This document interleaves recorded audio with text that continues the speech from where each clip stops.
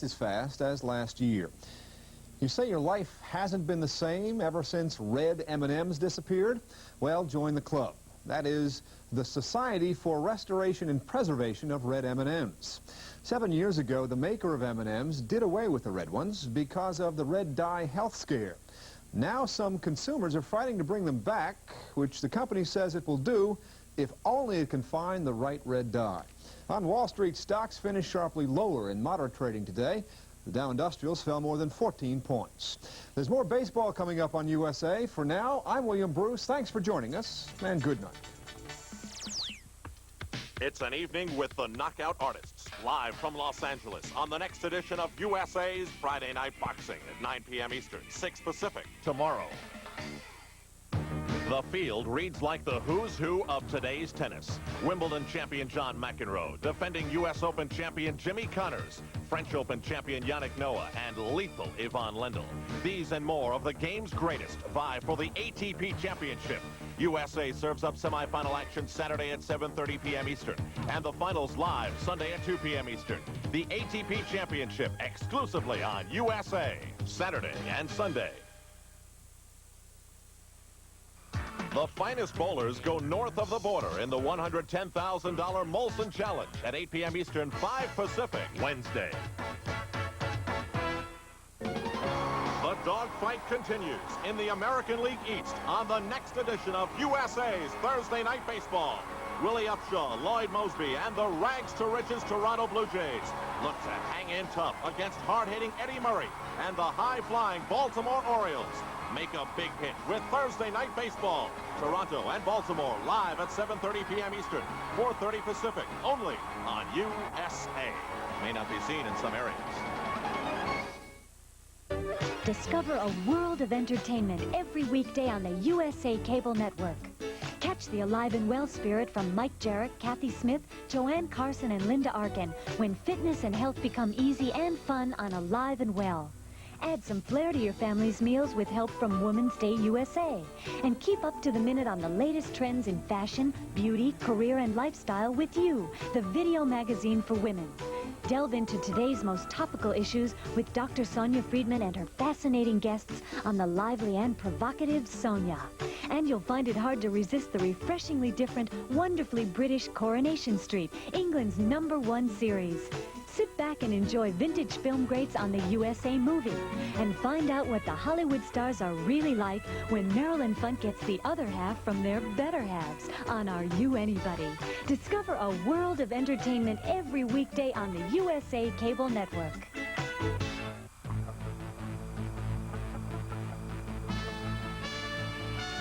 This is the USA Cable Network. Among all the programs cable TV has to offer, one show stands above all the rest. In a recent poll by Home Video Magazine, readers said their favorite program on all of cable is Night Flight on the USA Cable Network. Night Flight is #1 because it delivers more than just radio for the eyes.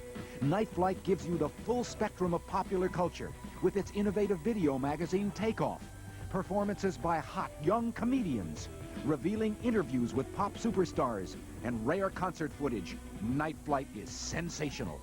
Whether exploring the unknown with outrageously camp serials like Space Patrol and Space Cadet, or opening visual dimensions with The Video Artist, Night Flight is always bold, fresh, and entertaining. Make it your favorite TV program. Tune in and take off with Night Flight at 11 p.m. Eastern, 8 Pacific on the USA Cable Network every Friday and Saturday night. This will be a rugby play. There's Rogers at the outside. Pitch it back to Garner. And Garner's got no place to go and no one to pitch it to. And he's still on his feet. The game's not over yet. And here's another man. Flag is down. A flag is down. And Kevin Boone takes it into the end zone. It is a touchdown for California. It's a touchdown. How do you like it? Catch the spirit of college football '83 on USA, premiering September 4th. They pioneered the fusion of classical and rock music in the early 70s. Now USA Hotspots captures the innovative and hauntingly beautiful sound of Renaissance.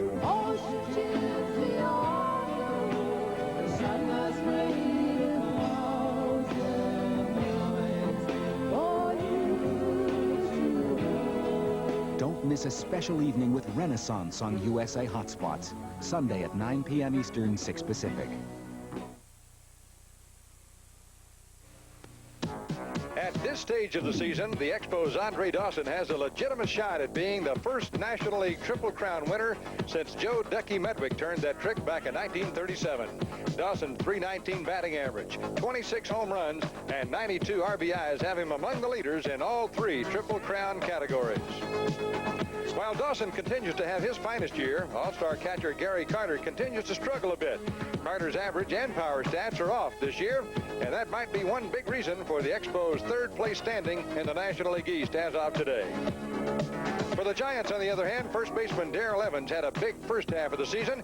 He's cooled off a little since the All-Star break, but he still has been San Francisco's biggest offensive weapon with 24 home runs and 62 RBIs. Left fielder Jeff Leonard's the hottest bat in the Giant lineup right now with 7 hits, including 2 homers and 6 RBIs in his last 4 games.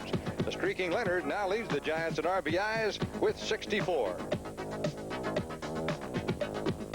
Tonight, it's Frank Robinson matching wits with Bill Verdon as the San Francisco Giants host the Montreal Expos next on USA.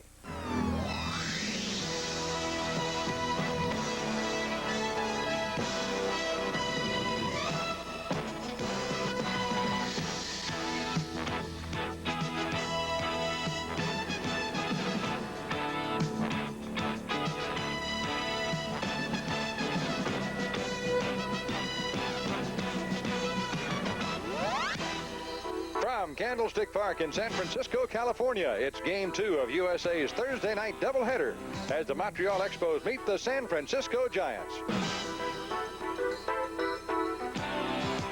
Tonight's game is brought to you by Miller High Life, the best beer for the best time of the day. Welcome to Miller Time. By Toyota, who reminds you it's a good feeling to buckle up for safety. And by Levi's jeans, cords, and shirts for quality and style you can count on.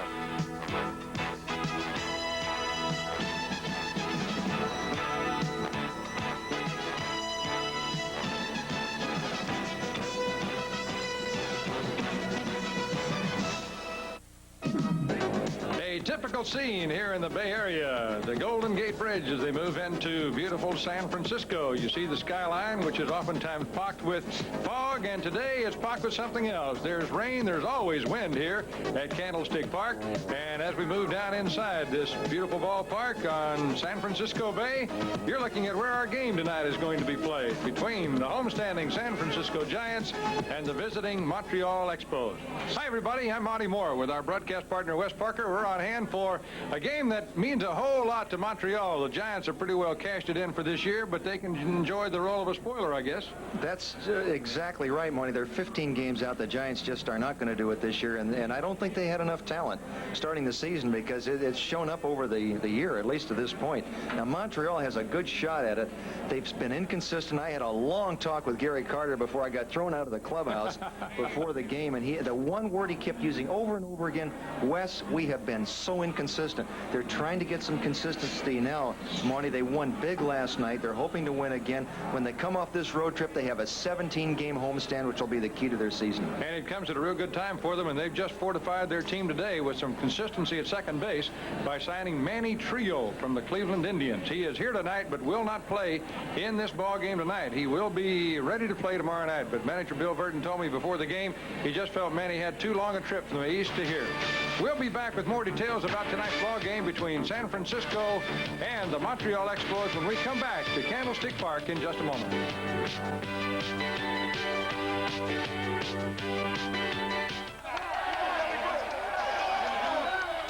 All right, we're up 15. We got this game won. Yeah, you guys are buying a light beer from Miller. Yeah, slice Philly. One out to go. Yeah, what can he do to us now? Hey, I'll keep the change. Here's Rodney!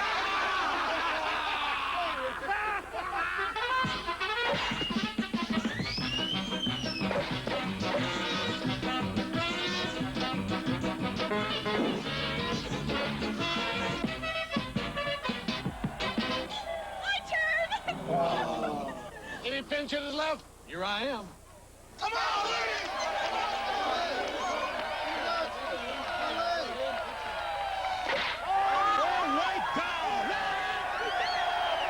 Light beer from Miller. Everything you always wanted in a beer, and less. Hey, wait a minute. This game isn't over yet. I caught that ball. The Toyota Standard Bed Truck presents the 5998 workout. A workout that shows you how the biggest Standard engine in its class helped make Toyota the #1 selling line of import trucks in America. And with that kind of power and performance, you get a lot of working out for your 5998. Now that's doing it right. And after a workout, a shower can be mighty refreshing.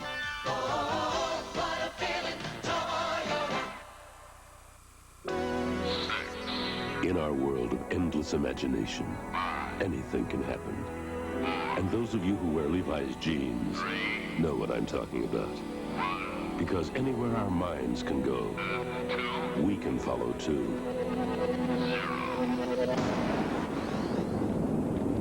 Go ahead, chase a dream in Levi's jeans.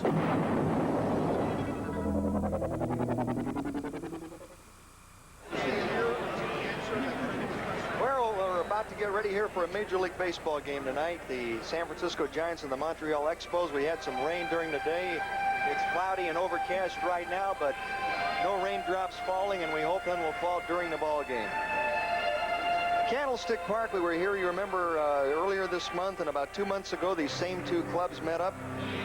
That was Andy McGaffigan against Charlie Lee in that contest, and tonight we're going to have another good one for you as Billy Verdon gets his troops ready there in the dugout. And the Giants just now running out on the field. San Francisco having a rough time this year. They're 15 games out and appear to have no chance of winning their division. Montreal just a couple and a half out. They've got a good shot at it. Last night they really bombed the Giants. They beat them bad behind 3 home runs and a good offense. So let's look at the starting pitcher for San Francisco. It's Mike Krukow. You see him right there on your screen, 7-7, an ERA of a little over 3.5. He is making his second start of the year against Montreal. The last one was June 3rd right here in San Francisco, and he lost to Bill Gullickson in that contest 9-2, so he's got some revenge to make up for tonight. He'll be looking at this lineup. Timmy Raines will be leading it off for Montreal in left field. Brian Little hitting second at shortstop, and Andre Dawson having such a fine year hitting third and center field. Gary Carter, the catcher, hitting fourth. Tim Wallach at third base hitting fifth. Warren Cromartie, the Crow, out in right field tonight hitting sixth. Terry Francona subbing for Al Oliver, is having a night off at first base. He's in right field. Terry Francona, just mentioned him. He will be at first base hitting seventh. Doug Flynn at second base hitting eighth. And Brian Smith, the pitcher tonight, Bryn Smith, hitting ninth. Well, let's look at the defense for San Francisco. We'll splash them across the screen for you.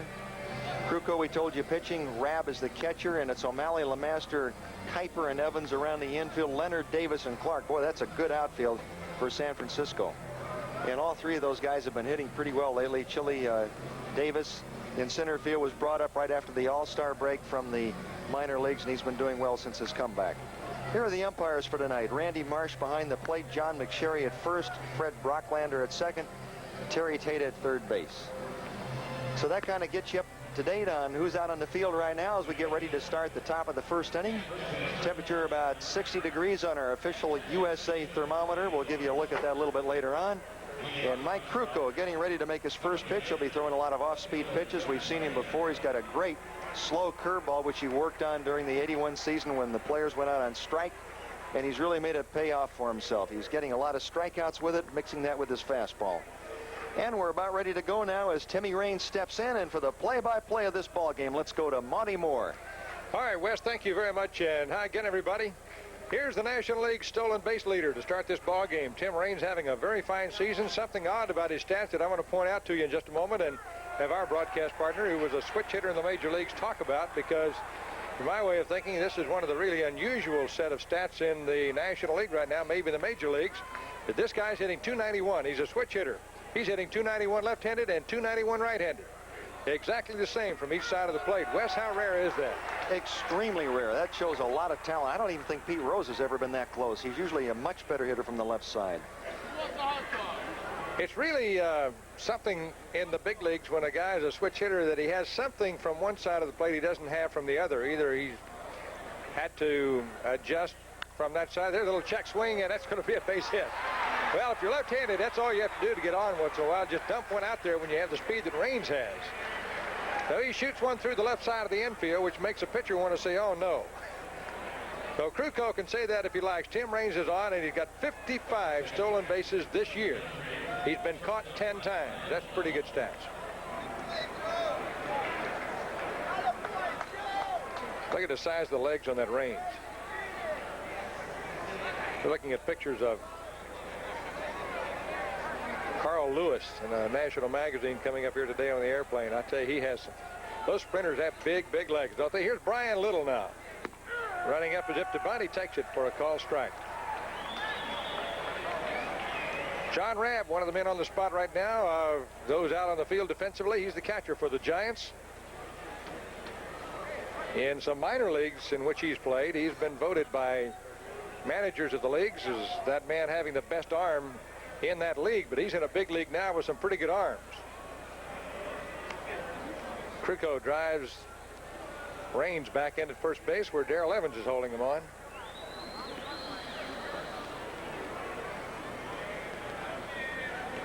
Brian Little hitting 255. For instance, he's hitting 266 left-handed, 179 from the right side, and that ball's caught by Jack Clark.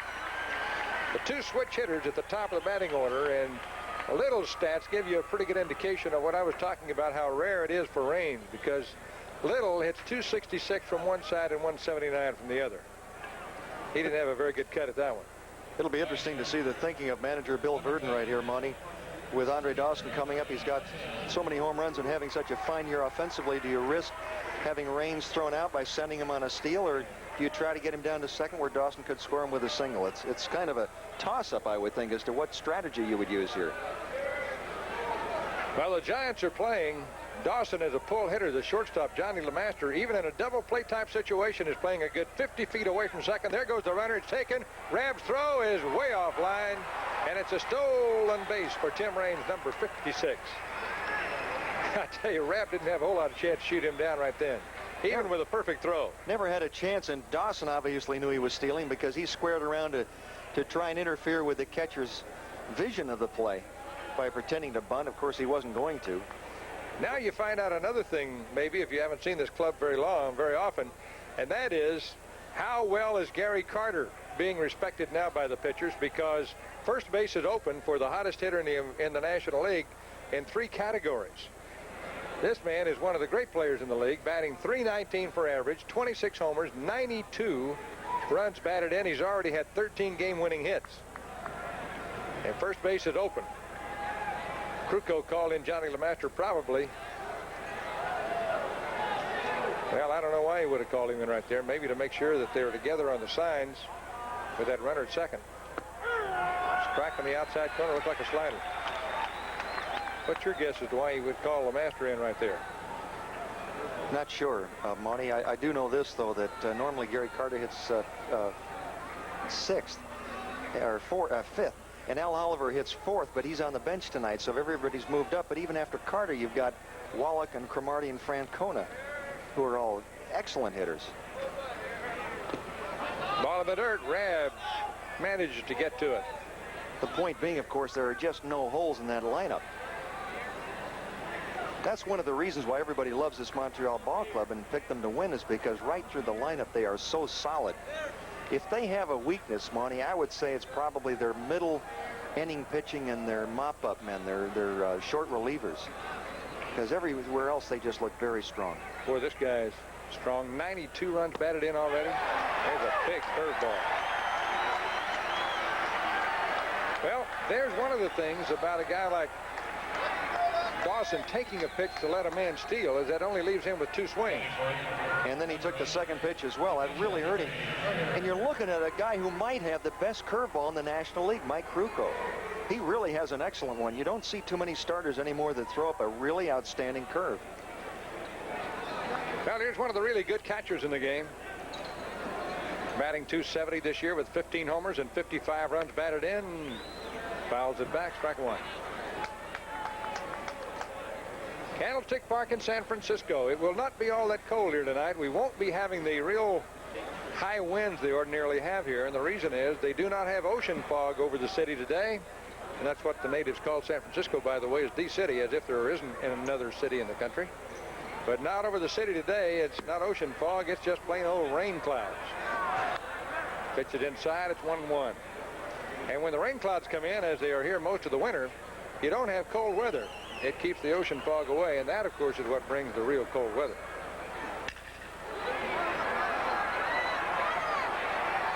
They get him. O'Malley to Evans, and it's no run. One hit, no errors, a man left. After a half inning of play, it's 0-0. Let's pause for this message from your local system.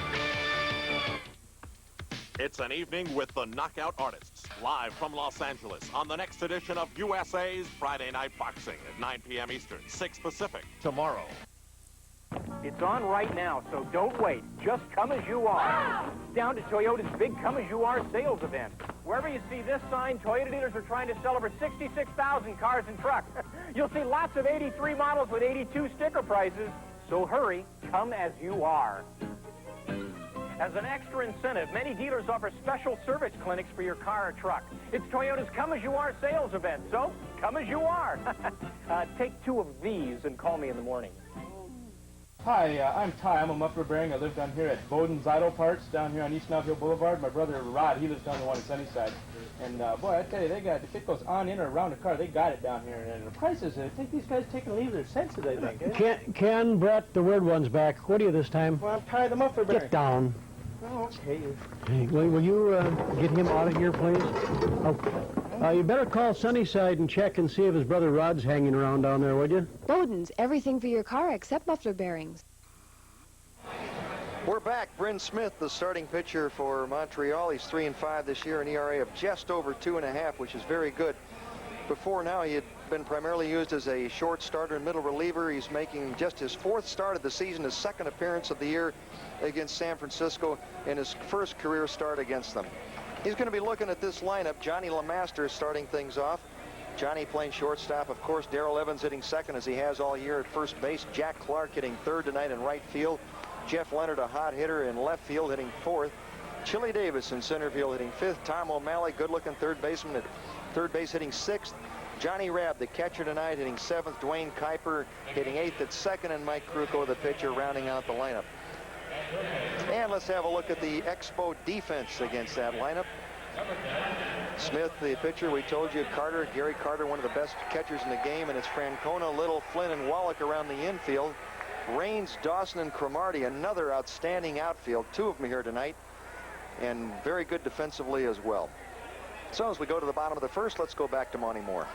Here's Johnny LeMaster, the shortstop of the Giants, and among other things, having a real good year offensively. He has played errorless ball at shortstop in his last 20 games in a row. I guess the big stat difference this year for Johnny over last is he's hit 6 home runs this year. There's a strike. Just about all baseball fans, by virtue of watching games on television on the national networks and maybe listening on radio, realize that LeMaster is one of the guys who switched to a real strong weightlifting program last winter, and it's paid off for him. There's a line drive base hit to center field. And Johnny's also stolen a lot of bases this year for the Giants, 34 steals. He leads the club in steals and has been caught 10 times.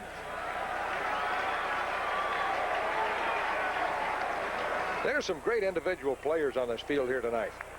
Go into a game like this, you see not a lot of people here, and see the Giants 15 games out of first place in their division. But let me tell you, guys like this right here, Darrell Evans, have so much pride in what they do that they're not going to go out there and have a slumping night intentionally. Get 24 homers, 62 runs batted in, a lot of game-winning hits. He has been a strong man for the Giants. In fact, he's been hot lately. He's had 6 hits in his last 14 at-bats over the last 8 games. He's 11 for 30. And if you were to figure that up, that's 367 and 3 homers and 8 RBIs in those games. Low for a ball. What impresses me most, I think, about him, Wes, is watching him against either left or right-hand pitching. He has hit a lot of home runs off left-handers this year. He lit up Terry Forster in Atlanta in a big ball game that he won with a 9th inning home run with 2 outs. Hit a 3-run homer off him to dead center field, and Forster's very tough on left-hand hitters. Bryn Smith, if you are wondering what he throws, he's got a palm ball which might fool you. You have to watch for it. It's his off-speed pitch. LeMaster really got a jump on Carter. Gary put the throw right there, and Little put the tag on LeMaster. I'm not sure Johnny agrees, but he's not going to do a lot of arguing. He's that kind of a guy. Boy, Carter, what a throw this was. It's an outstanding throw, and look at the jump he got. You just didn't think he had a chance. Let's see if he really is out, because I wasn't sure. He was. Umpire got it. Good tag by Little that time. You can get a bad throw, and a shortstop can help you out once in a while if you're a catcher, but the thing about Carter is he gets rid of it so quickly. Man, he was up throwing. So it's one down, nobody on, and here's Darrell Evans. After the palm ball right there, he didn't get it. Out in front. 2 balls, 1 strike. Boy, I love to see a catcher can throw like that. Evans hits one deep to right field. Get the scorecard out, ready to put one on it. He just hit one out of the ballpark. Darrell Evans, number 25, a high-hanging something or other, and he got all of it.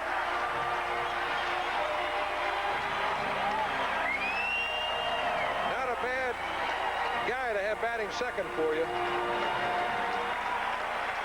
Bonnie, he's really having the second best year of his entire lifetime. In 1973 with the Atlanta Braves, he had that year when he had 41 home runs, 104 RBIs. But next to that, he's really never had as good a year as he's having right now. And here's another home run off his bat. At one point earlier in the year, he was leading the National League in home runs, and he's right up there at the top now. Boy, he is having a great year. Here's Jack Clark. The second best single season output. Curve is low for ball 1. In 1974.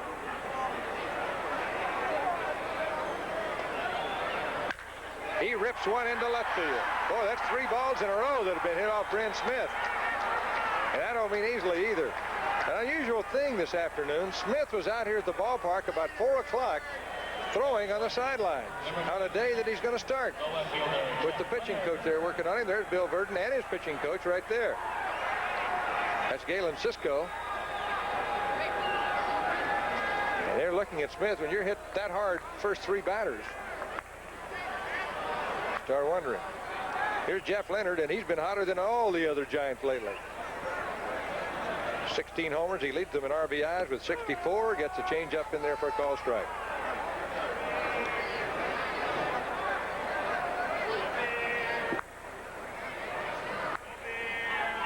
1-0 San Francisco. Leonard fouled it off.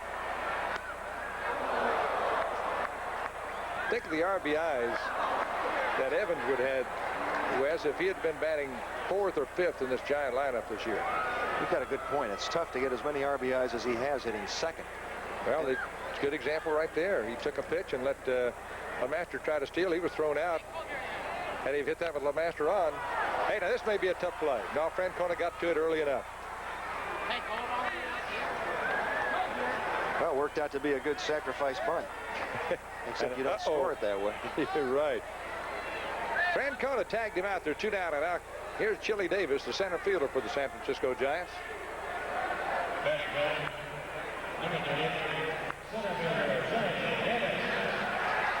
Chili was sent back to the minor leagues this year, right before the All-Star break. But he's come back roaring strong for the Giants. It's coming back. Here's another switch hitter. He's batting .246 left-handed, .232 right-handed. So a 12-point difference in his batting stats. Wes, which was your stronger side, left or right? Oh, it varied. I really thought I was a better hitter from the right side because I started that way as a kid, but you see more right-hand pitching, so I got to be perhaps a better hitter left-handed. Here's another ball through the infield. This might give the Giants another run. Might nothing. It does. Clark scores on Chili Davis's well-placed grounder through the left side of the infield. That's 4 Giant hits in the first inning.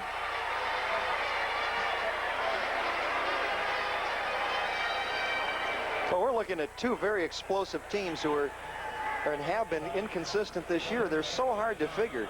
If you were a gambler trying to bet these teams, you'd probably go broke because you never know when they're going to explode like this. But the Giants can do no wrong right here in the bottom of the first. They're having great cuts, and they are hitting the ball hard. Here's Tom O'Malley, the Giant third sacker, hitting .262 with 3 homers. Davis has good speed. And with 2 down, he might be a threat to go in the eyes of some. Let's see, he's stolen 10 bases this year. Been caught 11, so his percentage is not all that good. Smith misses inside. Smith has been a model of consistency through the 6th or 7th innings. In most all of his starts this year, he's gotten that far, 6 or 7 innings. But he's going to have to hump it up and go that some tonight to get that far.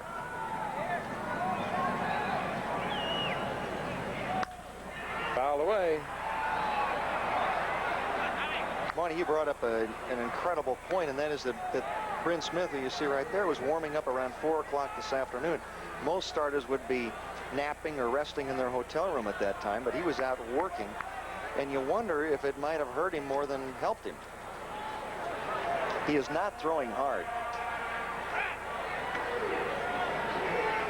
He's from Santa Maria, California. Pretty little town over on the coast. Jimmy Wolford, also on this Montreal Ball Club, is from down in that area. That's where he lives now. Called strike on the outside corner. They say that Smith was working, and he didn't work too long, but they were working on some mechanics to help improve his control. And control to a big leaguer. There goes Davis.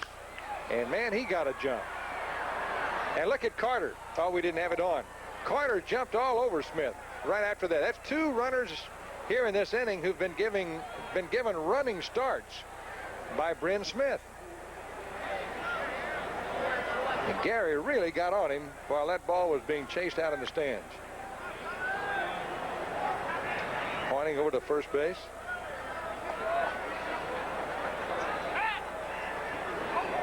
And you see, Gary didn't even give a sign then. It's almost as if to say, I'm not going to give you a sign till you throw to first base one time. Come on, help me out at least. Now he'll put his hand down and give one. He didn't even give one the time before. Pitch out. Gary's thinking back there, isn't he? Yep. He wants to win, but more than that, he knows that those stats come out at the end of the year on how many guys catchers throw out. And he can't throw people out unless the pitcher holds those runners close. There's a lot of pride involved in that among catchers around the league. The best percentage man in baseball last year was Bob Boone of the Angels.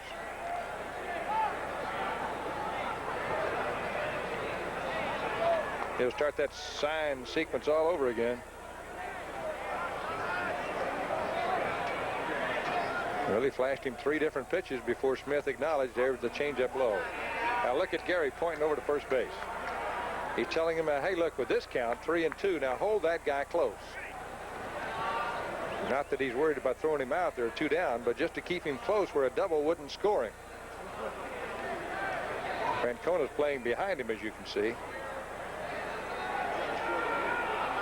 Oh, a little change-up, line right to the second baseman. That one almost dehorned the runner going by. Little soft liner to second. The Giants scored 2. They had 4 hits in the inning, left a man on. After 1 inning of play at Candlestick Park in San Francisco, it is 2-0 Giants. Get it while it's hot. Buy any Kodak disc camera now, and we'll send you 2 film discs on us. Imagine, enough film for 30 fun-filled pictures. It's Kodak's hottest little camera. Auto wind, auto flash. Gets pictures other cameras can't. And the film's on us. Get it while it's hot. Buy a Kodak disc camera, get 2 film discs free. Offer ends September 11th. Get it while it's hot. The field reads like the who's who of today's tennis. Wimbledon champion John McEnroe, defending U.S. Open champion Jimmy Connors, French Open champion Yannick Noah, and lethal Yvonne Lendl. These and more of the game's greatest vie for the ATP Championship. USA serves up semifinal action Saturday at 7:30 p.m. Eastern, and the finals live Sunday at 2 p.m. Eastern. The ATP Championship exclusively on USA, Saturday and Sunday.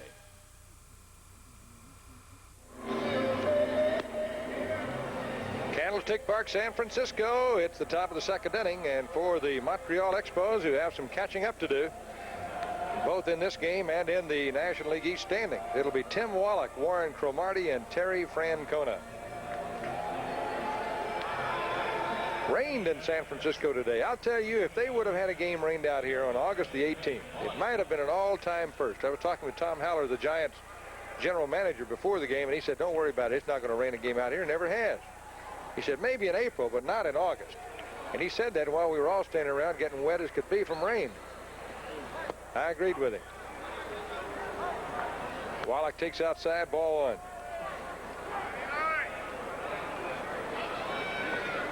The last 7 years, they've only had 2 rainouts here at Candlestick Park. Any time of the year. Oh, that ball's wrapped hard, but right straight at Leonard. Got it. Wallach really put something into that one, but Leonard was playing him and made the grab.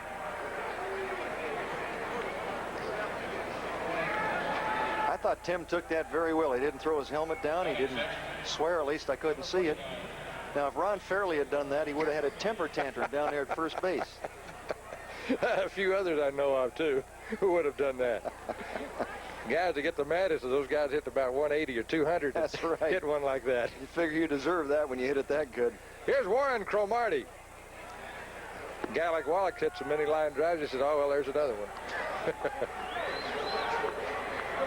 You take the big O out of the middle of this lineup, and you're making a different look of an offensive lineup. And when Oliver's not in there, brother, you're taking a 310 hitter out who's going to hit the ball hard most of the time. You're right. Did you see the crow? That ball was bounced in the dirt. He jumped on it and flipped it to the home plate umpire. He threw it out of the game. Think he doesn't know what he's doing, Cromartie? Pitch is foul right back to our left. Yeah, we're behind glass windows here tonight, so we're not likely to get hit with one. Monty, Al Oliver is simply getting 2 days of rest, yesterday and today, and that'll be it for the rest of the year. He's going to be in there for 9 innings as they start the stretch drive, but his manager, Billy Burden, thought he was looking a little bit tired in St. Louis, where it was about 95 degrees, and figured, I'm going to give that man 2 days off, and he'll come back strong. Listen, this is one time of the year when you have just gone through a road trip through the West, Midwest, like Chicago and St. Louis, when you want to come to Candlestick and get cold. Because, boy, you get roasted there in St. Louis. Bouncer right side of the infield. Where did it go? I'm telling you, there's quite a play. Houdini couldn't have done it better. I want to see this. I want to see how that ball got from the first baseman to the pitcher. Let's try and figure this one out. Watch, Krukow faked everybody out. All right. Yeah, he handled the whole thing himself. Darrell Evans started to throw it. He thought he had it. 2 down, nobody on. Here's Terry Francona. Takes low, ball 1. Krukow shows that he's a very good athlete. He got over there quickly, didn't he? Anytime a ball is hit to the right side, that's a pitcher's job. There's one hit to the right side. Not in this instance. Says he has to go over because the first baseman's there. So it's 3 up, 3 down. Krukow's got him shut out through an inning and a half. It's 2-0 Giants. Let's pause for this message from your local system. Friday, Night Flight talks with new wave heartthrob Adamant. Then you've got an appointment with Dr. Demento at 11 p.m. Eastern, 8 Pacific on USA. Friday. If you find most beers too light for your taste, consider Rainier Ale. It's specially brewed with the finest hops and barley malt for a more pronounced flavor with a spicy undertone. Slow natural aging produces a beverage deeper in color, richer in character. One of the truly distinctive beverages of the world. What's more, Rainier Ale is beyond macho. Part of feeling good is looking good. You can look great for less now at Lynn Paul's during their super sale. British Crown 3-piece suits give you the style and class you need for success. Regularly priced at $125, now just $59.88. Also save up to 50% on sports coats, slacks, activewear pants, and tops. Look successful for less at Lynn Paul's, on 3rd across from the library. Monty, let's talk about the trade that occurred with Manny Trio coming over to Montreal from Cleveland, and he's not playing tonight. I don't even believe he's suited up. We looked for him on the bench and didn't see him, but he'll probably play tomorrow.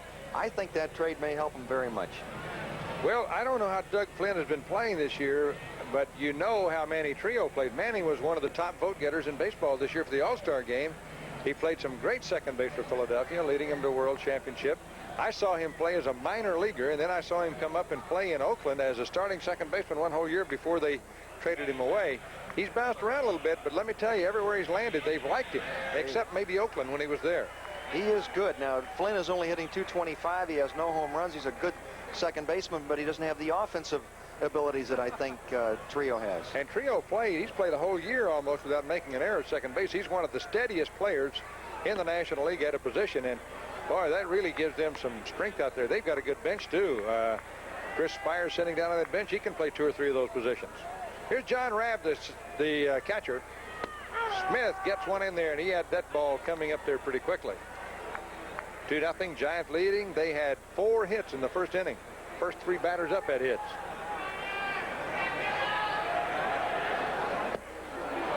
He's out front a little bit on that one.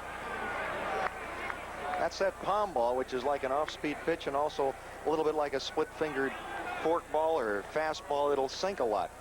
So it's like a sinking changeup. Give you an idea of how good Trio is. He's played in the last 2 All-Star games for both teams, both leagues, as a second baseman. Voted the starting second baseman this year for the American League after just part of the season here.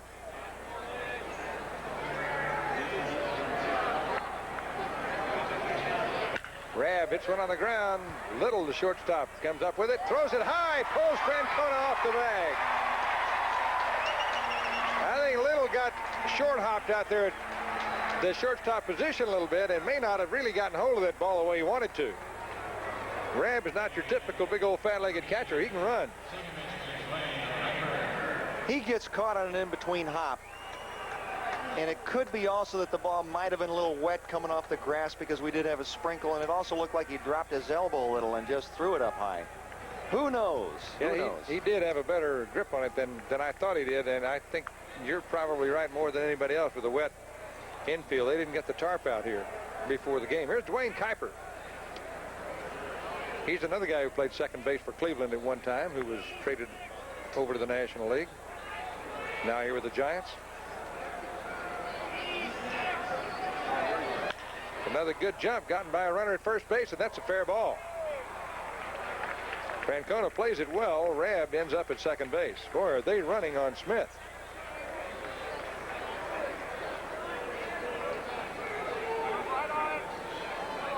Third baseman Wallach is in talking to him now. The shortstop's having something to say to him. Hey, the Giants are an amazing team, Monty, because I don't think I've ever seen a club that can look so good on one day and then so bad the next day. They're just as good as they want to be on any given day. Well, the Giants have been busy. The front office has been busy this week signing a new television contract with their local TV station for 5 more years and their radio station for 5 more years. Frank Robinson's probably wondering, when do I get mine? Pitch is low for a ball. Been some speculation in a local newspaper and on a television station here in San Francisco this week that Robinson's going to be fired.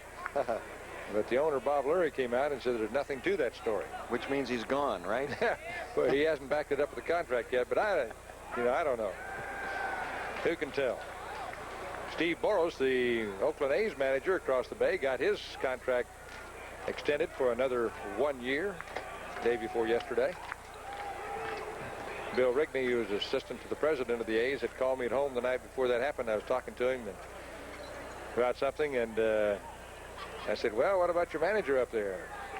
He said he was telling me he'd come down to our golf tournament if he got his contract signed. There's a short offer to Francona, and he took a look at third base with Rabb going over there, decided not to throw it. Trucco is out on assist at the first baseman. 2 down, and up comes John LeMaster. But Rigney said, oh, well, he said, that's just a matter of time. He said, I've just got to have a little time to sit down and talk with him and tell him about some of the things we want him to accomplish next year that he didn't get done this year in the dugout. Said it'll happen here very shortly. And sure enough, the next day it did. Well, LeMaster, who had a base hit his first time up in this ball game. Johnny's gone to a short bat and pretty big barrel. As you can see, that's a lot of wood up ahead of his grip, which has one of those rubberized grips on the bat. He doesn't use the pine tar.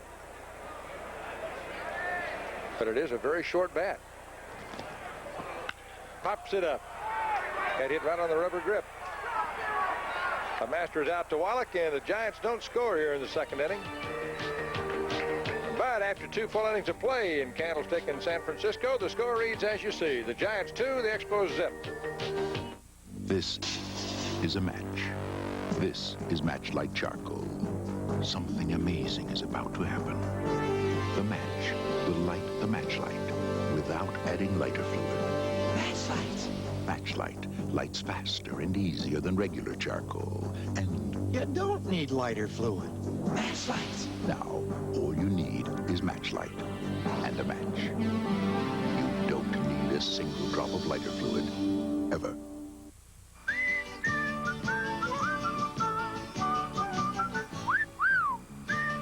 Fresh and clean as a whistle. That's Irish Spring. Fresh and clean as a whistle. Irish Spring's green and white stripes have 2 truly effective deodorants. True deodorants. And a fine, fresh scent. So you're fresh and clean as a whistle. That's Irish Spring deodorant soap. Gets you fresh and clean as a whistle. Kind of unusual, Monty Moore, but they are going to have a Willie Mays Day here, I believe in September, and officially retire his number for the 5th time this season. I think this Saturday, Wes. Oh, this Saturday. Yeah, they're going to give away a poster to the first 40,000 people who come in. That might be a bit optimistic. Well, they haven't been drawing that well, but for Willie Mays, maybe they will. There's the number which has really already been retired out there on the right field fence, along with some other great ball players, Bill Terry, Mel Ott, Carl Hubble, Juan Marshall, and Willie McCovey, all who played for the Giants. So there's 6 of them out there now, and all retired. It was an odd thing, Wes. Willie was a tremendous idol in New York with the Giants. He never really caught on like that here in the Bay Area. And you were playing in that time when Willie was here a lot with the Dodgers and against him, but he never really gained that full stature here. There's a hot shot through the left side of the infield by Doug Flynn, who says, "Take that, Manny Trio. I'm the second baseman." And here's another hit. Isn't that something? I was just thinking about that, because when Manny Trio arrived at the park today on his long flight, I presume from Cleveland, the first man that he ran into outside the clubhouse was, guess what, Doug Flynn. And it was all by accident. He just happened to be standing out there, and Doug kind of reached out his hand and said, well, welcome to the Montreal Expos. And you know he really meant it, right? And you know he really meant that, yes. Brian Smith bunting. That's a pretty good bunt. Grab picks it up and throws the batter out, and the sacrifice. Flynn moves to second base.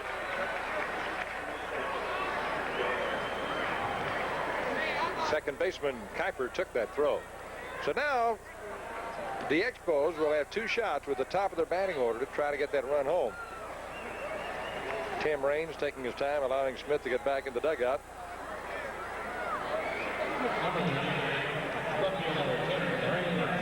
Yeah, it's the old-timer game time of the year, as a matter of fact. They had the big one, of course, in Washington. They're going to have one, the first ever Oakland A's old-timer game, August 27th, over across the bay in the Oakland Coliseum, and they're bringing back a lot of people, many of whom played on the early Oakland A's teams in 68, 69. Never really played on the World Championship teams, but some of those guys are coming back, too. Raines hits one right up the middle that very well might score somebody if they try it. Davis runs by the ball. Well, he might have had a play, but Flynn would probably have scored. They were waving him in. So the sacrifice works as Tim Raines comes right up and gets his second hit of the ball game to drive in a run. Could be no error on that play. Shortstop Brian Little. Raines has been a pretty hot hitter lately, Monty. I believe yesterday he had 3 hits. So that would make him 5 for his last 6 at-bats. And there's Brian Little. He is pretty little, too. Little actually beat out Chris Spire in spring training and opened the season at the position at shortstop. But in the middle of the season, Chris Spire won it back temporarily, and now it looks like Little's got the upper hand again. Or perhaps Spire's getting a little rest tonight.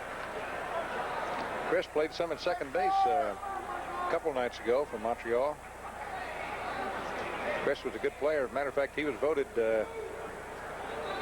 at one time here by Giant fans as their all-time favorite shortstop.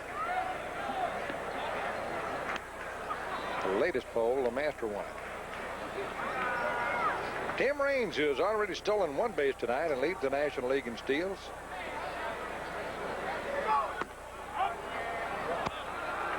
This time Krukow quick pitched him. Didn't allow him to get any kind of a running start over there. West, you get the feeling that Raines could have been the guy who did what Ricky Henderson did, steal like 130 bases, if he had been on a club where just all out let him run? Yes, he could do it. He has that kind of speed. Strike gets right in there a little. I would say they're very comparable in speed and their ability to get a lead and aggressiveness. In almost every way you can think of when it comes to stealing bases, I would say they're almost identical. And as you say, the real difference is who's turning them loose, how many chances they're getting to run.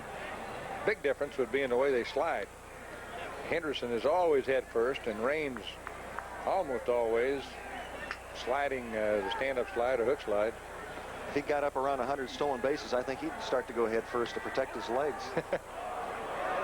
I know that happened with Maury Wills. After about 70, 80 slides, his legs were so black and blue from pounding against that dirt, taking the initial shock, that he had to start sliding head first and take the shock with his arms and his chest.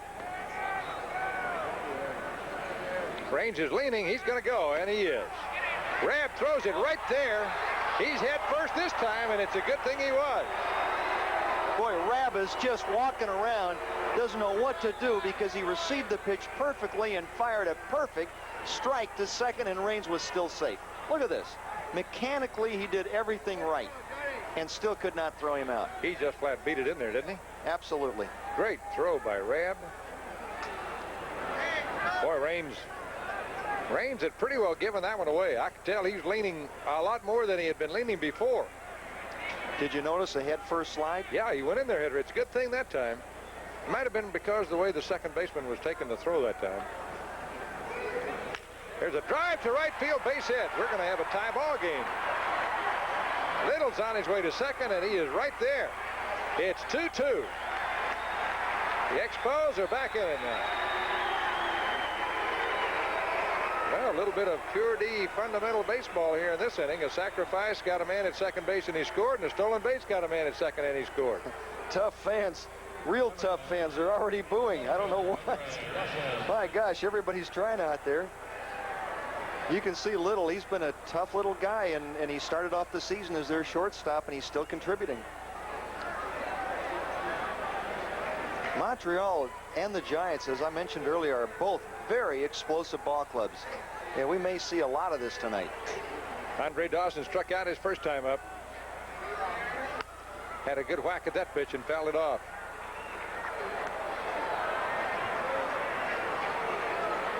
Well, we said we could have a pretty good ball game. A lot of good players on the field here tonight.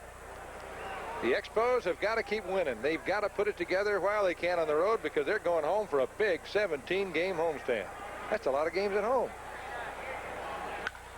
Dawson got under it, and Chili Davis is going to spot it and put it away. They're 2 down. But Dawson is down, and up comes Gary Carter.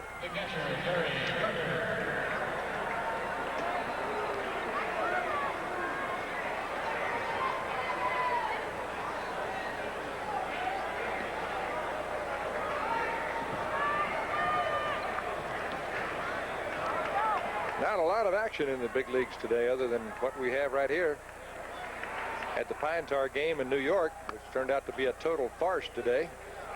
Kansas City did go ahead and win it. They had the Yankees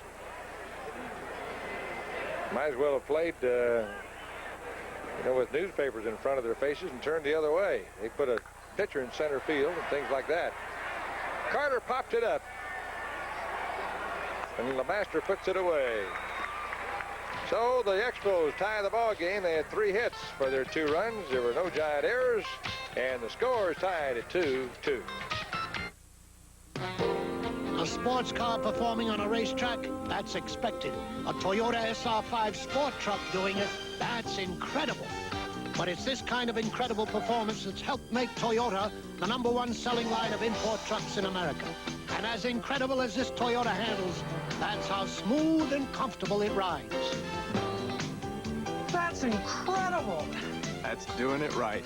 Oh, what a feeling, Toyota. Working around here, a guy gets very wet on the outside and very dry on the inside. Welcome to Miller Time. It's all yours and it's all mine. Bring your thirsty self right here. The rich, smooth taste of Miller beer is what you have in mind. So welcome to Miller Time. Welcome to the rich, smooth taste of Miller High Life. Anybody want to see Darrell Evans hit his 25th home run? Hey, Why not? Yeah, are you asking for a vote? Let's look at it. Here goes number 25. Fastball, that good short compact swing. I remember when Darrell came up with the Braves, when I was still playing his rookie year, I think it was around 1971, and I watched that swing, and I said, this guy's going to have a super career. I was right about that. If nothing else, I was right about Darrell Evans. That guy has always had the same stroke from the first day he walked up in a big league uniform with the Atlanta Braves. I couldn't believe how easy that stroke looked right there. They hit that ball out of the park and hit it in the upper deck. Isn't that something? You know, it's really just bat speed, and you think back to Joe Louis and some of his knockout punches, Monty, were no more than 6 inches. You don't have to wind way up to hit a ball a long ways. It's just good compact strength and bat speed. And he's got it. Darrell's bigger than you might think. He's 6'2", 6'3", right in that neighborhood. Listed at 6'2", but he's a 205-pound kid. Not kid, man. He's strong. Boy, I'll say. Darrell's one of our #1 emissaries and promotion men for the KTIP Golf-A-Rama tournament in Porterville every October. Passing out brochures for us before the ball game to all the Giant players who come down there every year. He said he really looks forward to it. The Wes Parker invitation. Here's Darrell. 1 home run, 1 at bat tonight. Breaking ball down low. 1-0.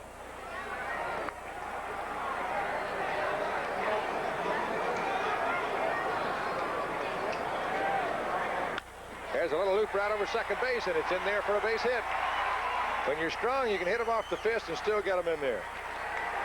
I'm not sure that's where that ball hit him, but the way it reacted, it must have hit him up around the hand somewhere. Let's see. Darrell Evans taking an inside fastball, and you notice he didn't try to pull that ball foul. He just fought it off. That particular pitch, he was probably looking for something a little slower, but still got a base hit out of it. He's really having a good year. Here's Jack Clark. Had a rifle shot base hit into left his first time up. But when this guy gets hot, he can really rip him for a week or so. His pitch is low for a ball. Jack's got 16 homers this year, 49 RBIs. Giants have quite a few guys right in about the same vicinity in RBIs. Clark with 49, Chili Davis with 50. Evans 62, Leonard 64. Pretty good balance. Quite a few guys. Montreal has the same kind of a look. Carter's got 55. One guy, Dawson, got 92. 57 for Oliver, 51 for Raines, 58 for Wallach. Nice play, Wallach to second base, and look at Flynn turn that ball. Man alive, he almost got a double play. With Evans right on top of him, rolling him up like a window shade. Wallach made a great play, and then the second baseman, Flynn, made a great relay. Tremendous play to almost get a double play out of this. This ball's hit pretty hard. Wallach has to give ground to backhand it and make a strong throw to second low in the dirt. Flynn not only comes up with it, he doggone near turns it. And again, we say Flynn is very aware of Manny Trio's presence here tonight. What a play that was. To catch that low throw and be able to get up and throw over the runner coming right on top of him was really some play. Here's Jeff Leonard. Hey, the skill of a second baseman on double play sometimes is really amazing. He's got a tougher double play to turn than the shortstop, because shortstop's facing first base usually when he gets the ball. Breaking ball is outside. Carter appealed to the first base umpire, John McSherry. Big John says, nope, he didn't swing.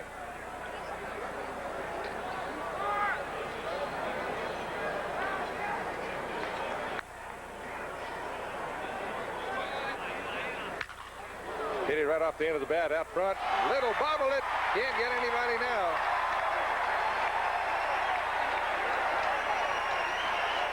Leonard hit that ball right off the end of the bat. Was out in front of it. That's Little's second error. Remember, Monty, about 5 weeks ago we were talking about the in-between hop. Here it is again. He gets caught basically on an in-between hop. Has trouble handling it. He's trying to get rid of the ball fast because he knows they've got a shot at the double play, and he rushed himself into the error. He knows also Leonard can really run. There's Bill Verdon just saying, well, what can I say? They say if there's one really big trait that Verdon has as a major league manager, it's patience. He just doesn't seem to get real upset. Base hit left field. They're waving Clark in. The throw's coming to the plate. Too late. It's 3-2 Giants. Billy Davis slams one out into left. Smith has been hit pretty hard. That was an opposite field shot, but it was well hit.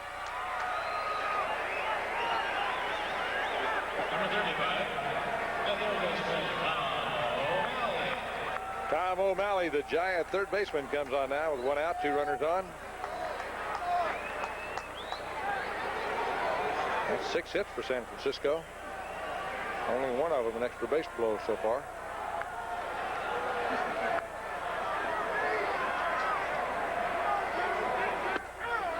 Right down the middle for a call strike.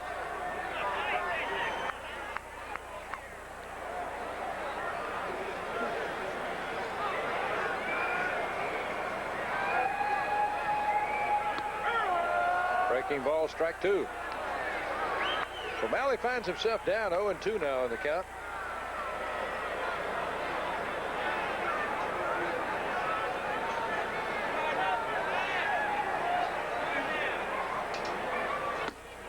Look at Carter, throw behind the runner. They got him. Oh, no, they didn't. Oh, what a play by Gary Carter, folks.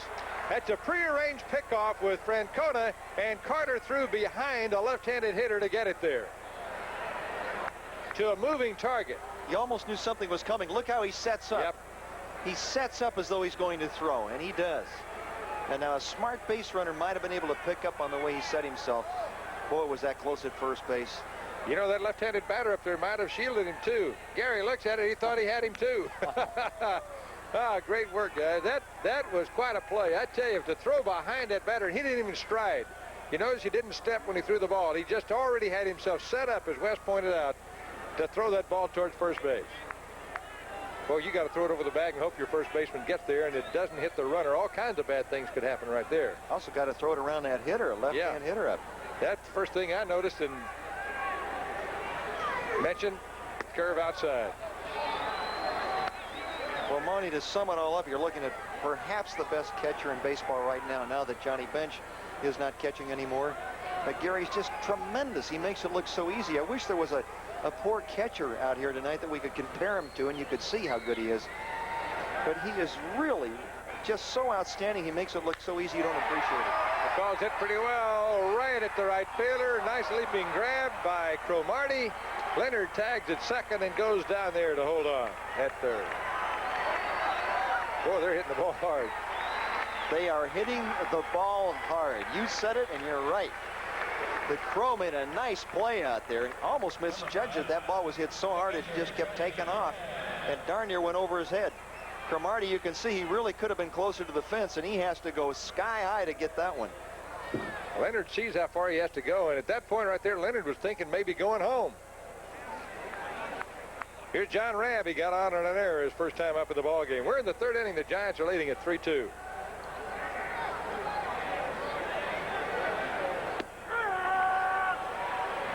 That's strike 1. Davis can run at first base, and Leonard at third. Could see a double steal attempt right here.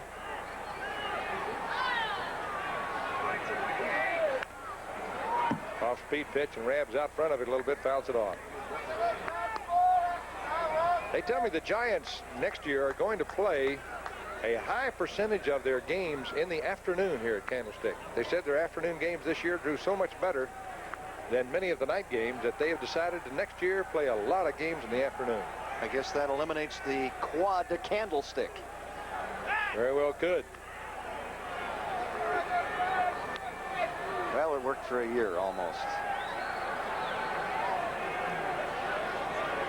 3-2 count on the scoreboard. Giants leading. And Davis starts to go. Carter thinks he's going to go and call for a pitch out. I would have called it right there too, Gary. Boy, it is fun to watch a good catcher because they're in on every pitch, every play. They're always throwing the ball around.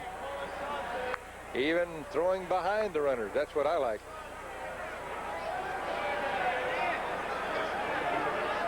That ball's hit hard right by a diving Wallach down into the corner. That's good for at least one base. Davis is going to third with Leonard scoring, and in at second with a double is John Rabb, and the Giants lead it 4-2. And they're about a base hit now away from really breaking this thing open. And the old pitching coach is on his way to the mound. Galen Cisco. He's not all that old, folks. And we're going to have some action out in the Montreal bullpen. He actually hits this ball a little off the end of the bat, and it kind of confuses Wallach, who had started his dive and then had to try to hold up but couldn't do it. And he coasted in his second base. He really deked the outfielder because he wasn't running hard till the throw was coming there. He knew he could beat it and then just went ahead and did it. Rabb has a lot of talent, and they're high on him. He's got a good arm as a catcher. Occasionally it's kind of a scattergun arm, but if he can throw accurately as he did his last time on a stolen base by Raines, although he didn't get him, it was a fine throw. He has the kind of talent that the Giants thinks could have him as their catcher for, the next 10 years or so. Had some big stats in the minor leagues. Up comes Dwayne Kuiper now with first base open and the pitcher due next. Got to figure they might pitch fairly carefully to this man. Carefully enough, they're going to walk him, as a matter of fact. They're going to put it right on the bat of Krukow. Krukow is not that bad a hitter. His last time up, he hit a bullet right to Francona at first base. He's capable. Here's a new pitcher out of the bullpen, Greg Barger. He's a first-year guy for Montreal.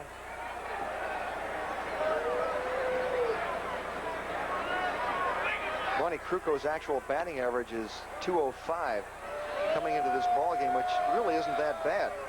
Not for a pitcher. He's just got one extra base hit, a double, but all they need here is a single for a couple of runs. Just got a note, somebody wanted us to explain the Croix de Candlestick. As you're looking at the brain trust of the Montreal Expos dugout crew.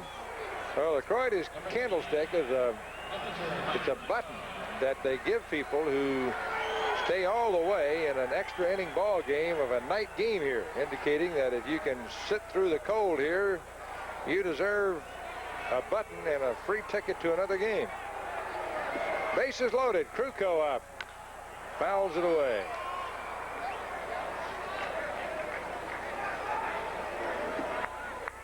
West was talking about what a hitter Krukow is. Hitting just over 200 this year. Lifetime in the big leagues, he's hitting 225.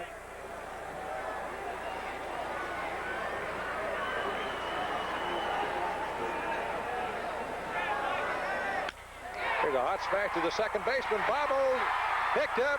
He's still got one play, and that's at first base, and they get him.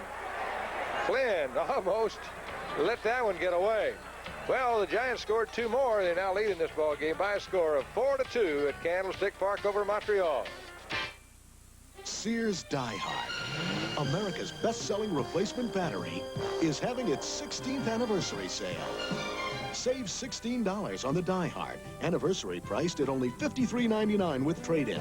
Save 30% on SuperGuard steel-belted radials as low as $37.99. And Steady Rider shocks are half-priced, only $10.99 each when bought in pairs. At Sears Tire and Auto Centers, we install confidence day and night. Sears. For the second straight week, Dave Winfield of the New York Yankees is the American League Player of the Week. Winfield hit .406 in 8 games with 5 doubles, 4 homers, and 12 RBIs, including 4 game winners. Since the All-Star game, the 31-year-old outfielder in only 37 games had 12 homers and 47 RBIs. For the season, a .279 average, 25 homers, 93 RBIs, and 19 game winners for the New York Yankees, Dave Winfield. This is Warner Fussell with Major League Baseball's Players of the Week. Well, that's not a a backyard sale right there. That's just where the Expos put their caps and gloves down together when they come in off the field. Back in the real old days, they used to just drop their glove wherever it could be dropped in the outfield. Sometimes the outfielder on the other club would use the same glove. Really? Boy, that's something. You look at some of those old gloves from the days, the older days, you wonder how they ever caught that ball. There's Frank Robinson. Boy, he holds that wall up every game, all 9 innings. Stands right there. See that gesture right there, rubbing his nose? That gesture got him in real trouble against the against the Los Angeles Dodgers here recently when Steve Howe was pitching. A lot of the Dodger players thought that he was giving a bad sign to the young pitcher Howe. Called strike. Tim Wallach, third baseman of Montreal. Swinging late, he fouls it off. Warren Cromartie and Terry Francona will also bat for Montreal here. 4-2 game. Well, a lot happening. The Giants already have 7 hits and Montreal 4.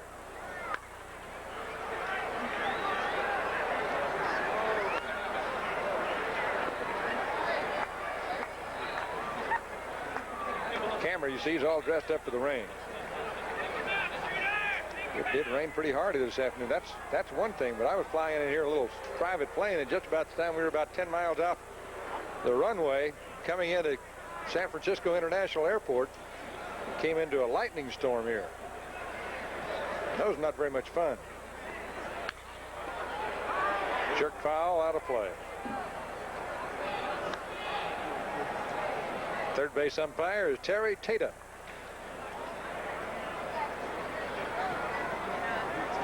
Boy, I would think he's got him set up for a slow curveball. Maybe that's why Rab went out to talk to him. They've been feeding Wallach nothing but fastballs, and he's a pretty good fastball hitter.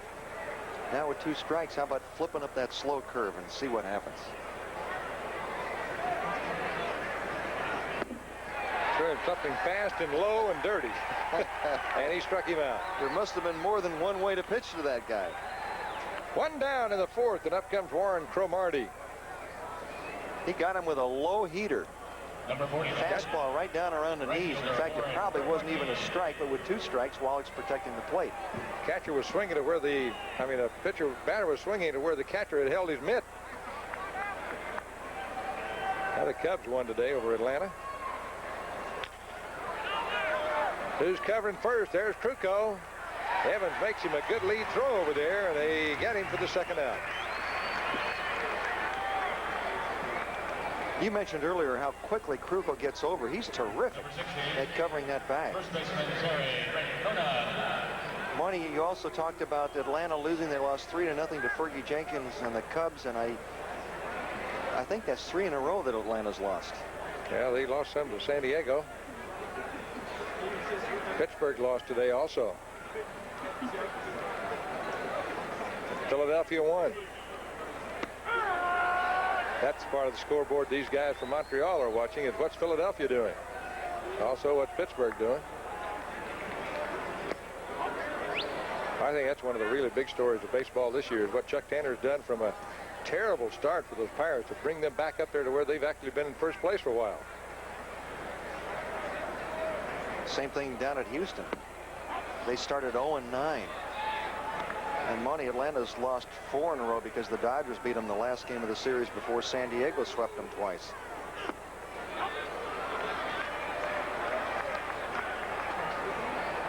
Three balls and 1 strike with the batter with 2 down in the 4th inning. Ball's hit well to right field, but there's Jack Clark. And it's 3 up, 3 down. There are games coming to you tonight on the USA Network from Candlestick Park in San Francisco, where the homestanding Giants are leading the visiting Expos by a score of 4-2. I've lost 16 pounds in just 2 weeks. I lost 12 pounds in 10 days. 8 pounds and 2 inches in 1 week. Hundreds upon hundreds of testimonials praising the Energizer. As of this morning, I've lost 24 pounds. The Energizer is a dramatically effective weight loss product. I lost 30 pounds. 16 pounds. 12 pounds. 8 pounds. 24 pounds. 10 pounds. 30 pounds. I want you to be 100% convinced. That's why we'll make you this very unusual offer. By ordering now, you can receive one 24-day supply of the Energizer. If after 24 days you don't lose all the weight you want to lose, we'll send you another 24-day supply absolutely free. Lose weight fast with money-back guaranteed Energizer. Call toll-free 1-800-USA-1000. Note COD policy, and remember, free 24-day supply if you don't lose all the weight you want. Call 1-800-USA-1000 or save COD fees and send $19.95 to Energizer. Box 49648, Atlanta, Georgia 30359.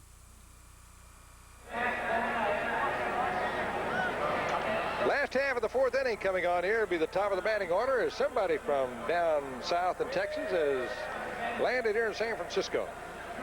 Watch a ball game tonight. There are not a lot of natives in this part of the country dressed like that. Johnny LeMaster will lead it off for the Giants, who are leading by a score of 4-2. The Giants have 7 base hits, including Darrell Evans' 25th home run of the year. That's a pretty shot. Boy, look at that green grass. I sure like that over the artificial turf. Isn't it better? There's a guy right there who managed on artificial turf for a number of years with Houston. Did a super job. Billy Verdon. Also managed for the Yankees. Right. And did a The fact good job is, there. he has been manager of the year in both leagues. One of the few to have ever done that. Yeah.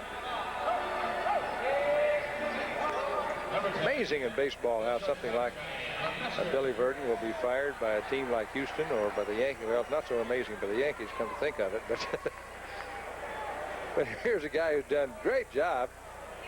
Just how are your players playing for you? That's about what it amounts to. Here's the master, the Giants shortstop, who's 1 for 2 in the ball game. Takes it low for ball 1.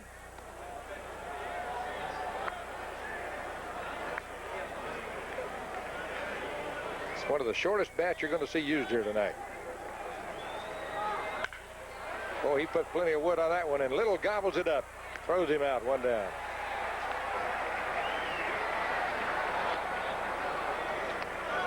And up comes Darrell Evans. Bryn Smith has not gotten him out yet tonight. Evans has a home run and a single. You can see where Smith stays around a lot of ball games, Wes. He doesn't walk many people. And if you're not walking anybody, it takes a lot of base hits to beat you. So he's in almost every game, 6-7 innings. Started off very, very rocky here today. In the third inning, got rocked again. But they just stayed right with him. Evans, the third leading home run hitter in the National League right now, actually tied with Murphy of Atlanta. Schmidt of the Phillies leads it with 27. Dawson of Montreal, 26. Evans and Murphy, 25. And Guerrero of the Dodgers, 24. So it is anybody's home run derby in the National League right now.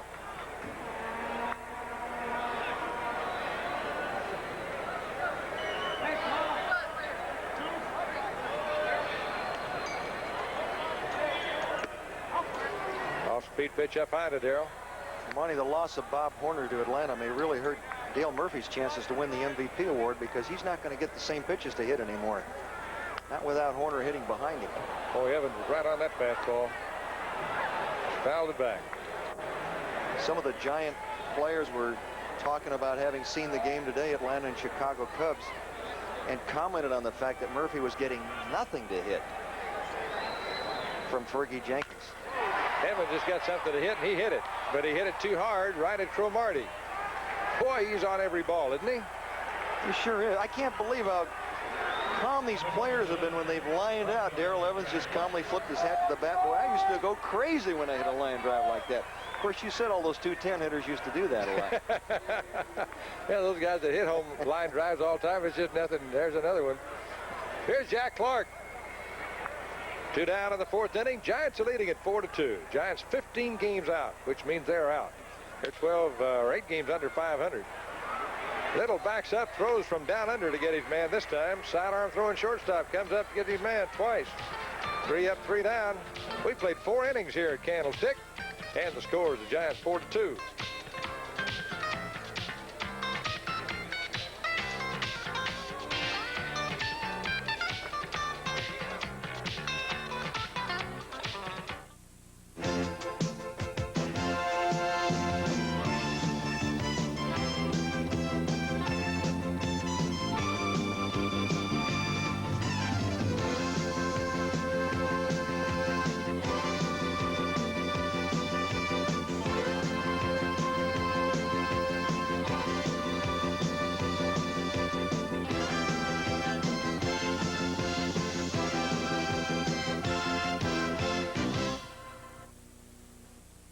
The preceding message was furnished by Major League Baseball.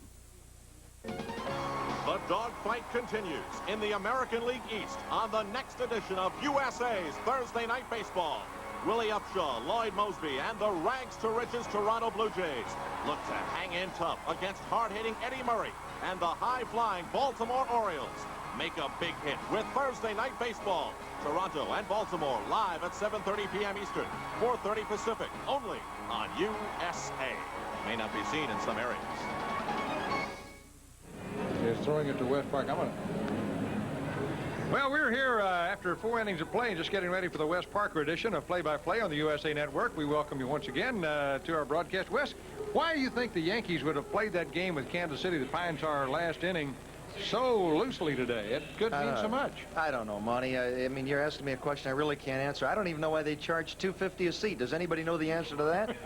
Or any of those things like that. We're just kind of sitting here talking, waiting for the inning to start. The top half of the 5th inning is here. We'll talk more about the Pine Tar finish with Kansas City won today, and the Yankees, as we have it told to us, kind of played it like a farce up there in Yankee Stadium.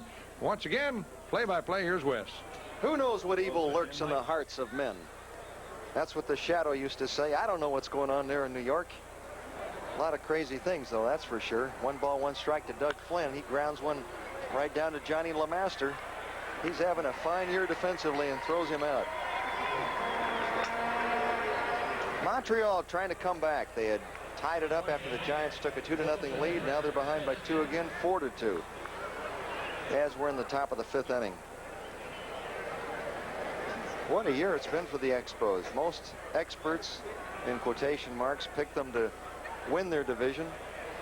And they've been right around the top all year, and they've even been in first place. But they aren't there now, and they've got a ways to go to get back. Bryn Smith takes a strike. 1 ball, 1 strike. Mike Krukow pitching for the Giants. He's been probably their most consistent starter this year. Good fastball, slow curveball. He's got the count his way.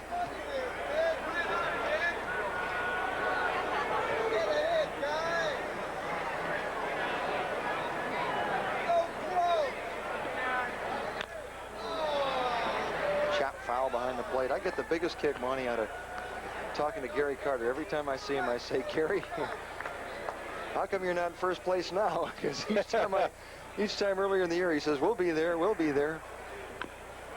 Throws his bat and fouls that one away, and he really doesn't have any better explanation than anybody else does. Tough to explain it. Duke Snyder, who announces for the Montreal Expos on radio, Duke, who went into the Hall of Fame just last year, thinks it's the middle inning pitching and the relief pitching. He says once you get past the Expos starters, you've got a chance to beat them. Maybe that's it, because they sure have a great starting 8. Fastball is hit into left center. That looks like it'll drop for a base hit. And Jeff Leonard throws it back in. So Bryn Smith, the pitcher, gets a hit, and Montreal's got something going here in the top of the 5th. Tim Raines coming up. There's the Duker right there. He's the man talking on a microphone back to Montreal. I guarantee you he's not the one talking in French. They do their broadcast in both French and English. There we are, right next door to him. Yep. That's Dave Van Horn, who works with Duke. And if your color's working on your TV set, he's got a lime green sweater on. If it's anything else, your color's messed up. One of the announcers in French is Claude Ramon, who, when he was a pitcher in the big leagues, was Claude Raymond. Pitch for Montreal, and Raines hits a looper that drops for his 3rd hit of the game. He's 3 for 3 tonight. Boy, he's been a hot hitter. At least this time he can't steal second as he's done the first 2 times. Raines came into this game hitting .291, as Monty told you, amazingly. 291 left-handed, 291 right-handed, and 291 for the season. 3 for 3. He's got to be right up there around 300 right now. Here's Brian Little. Slide to right and doubled in a run. Tough little shortstop. I say little because he's just 5'10" and weighs 155. Got to be good to be that small and play in the big leagues. Yeah, you're right. He's going to try and drag bunt, but Kruko is so quick. Boy, he's a candidate for a gold glove the way he gets off that mound. I don't believe you can bunt on him. Ben, he's all over the place out there, really quick. I don't know if they'll give a sacrifice on that or not, Wes. It does sacrifice the runners up, but he obviously was not trying to sacrifice. It was not sacrifice type situation, even though they do now trail by 2. And it brings up Andre Dawson, who, if he gets a good pitch, will be a slip. Well, it wasn't bad strategy. I don't think it was a sacrifice either, but now with Dawson, who probably will be the league's most valuable player, at least if he continues the way he's been going, he's got a chance to get a base hit and tie up the ball game.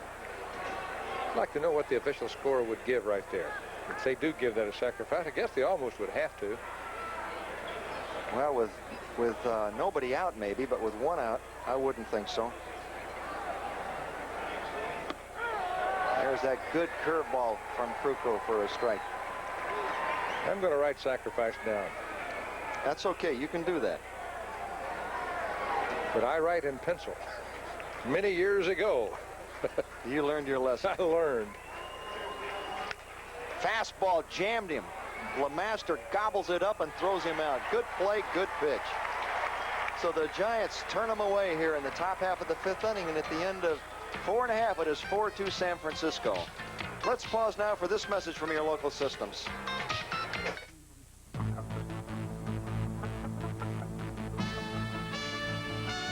This is the USA Cable Network. Oh, looking great, feeling great, enjoying every day. I love the life I'm living, the Nutrisystem way. The Nutrisystem way. I got my style from Nutrisystem. I got my walk from Nutrisystem. I got my style from Nutrisystem. It says confidence, it says class, and it's me. It all ends this weekend. Toyota's big Come As You Are sales event. So come as you are to your Toyota dealer. Wherever you see this sign, you'll see low prices because Toyota dealers are trying to reach their record sales goal of 19,000 trucks. But the time is now. Stop everything and come as you are. All 83 trucks are at or below 82 sticker prices. Save over $500 in extra value truck options and deluxe 4x4s and 4x2s. So come as you are. Who is that masked man? Just to satisfy you about what's going to happen next week, it's going to be one game on the USA Network only, but it'll be a big one. Toronto at Baltimore. Surprising Blue Jays of Toronto. They've got hard-hitting Willie Upshaw, Cliff Johnson, a lot of other people, some great pitching, and they're going to take on the Baltimore Orioles, who've been in a little bit of a slump lately, but they're always capable of coming back because they always have good pitching. That's game time, 7:30 next Thursday night right here on the US of A. And by the way, for those of you who are wondering about the scoring, it was indeed ruled a sacrifice. Brian Little moving the runners up to 2nd and 3rd. So you can change that from pencil to ink now, Monty, in your scorebook. Because you were right. And there's Frank Robinson holding up that wall. Boy, he... A rare smile. You don't get a lot of those from him. Bill Verdon moved outside his wall. He's rubbing his back. I don't know if I'd want to be a big league manager. Would you want to do that, Monty? Goodness, no. It's been done before, you know. Jerry Coleman climbed right out of the booth for San Diego and went down and managed for a year and went back up to the booth. I think he went down there with a guarantee that when he got fired, he could go back to the booth. So. Hey, wait a minute. We're going to have Wes Parker do the disclaimer. Get ready to vote, folks, on a scale of 1 to 10. Let's see how he reads this. This game is presented under rights granted by Major League Baseball and is intended solely for the private, non-commercial use of our audience. Any publication, reproduction, retransmission, or other use of the pictures, descriptions, and accounts of this game without the express written consent of Major League Baseball is strictly prohibited. Boy, I'll tell you what, I think he overdid it. You take off for overdoing. I was trying for a 10, and you're right. I think I put too much into it. We're getting right between a 6 and a 7. Thank Trying you, for fellas. 10. Now, wait a minute. National vote has not come in yet. The 3 from the truck. Yeah, I overdid it. I should do a more layback one next time. Here's Jeff Leonard, and he swings and misses. It's tough to work my way into just the right reading there. Yeah, it's a little cool here now. It's got you fired up. Yeah, whatever. Jeff Leonard is 0 for 2 tonight. He's grounded to first and safe on an error by the shortstop. Doggone, I was trying hard, too. Just like Jeff is, and he's 0 for 2. Jammed, but he might get a base hit out of it. A little looper, and it's going to fall past a diving Doug Flynn. How about that? Hit a ball in the nose and make an out, and then you get jammed and get a base hit. Watch Flynn. He turned the wrong way and then tried to come back, and he didn't really come that close.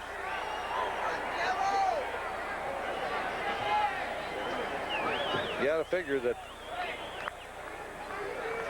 he's not having a real comfortable night tonight, thinking that Manny Trio will be in there tomorrow night, and you can bet Manny will be playing. Phil Burton told me that before the game. So we didn't get him to put him on the bench.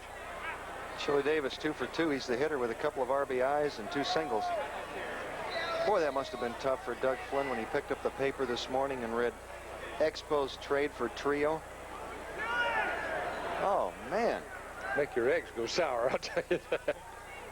You're right.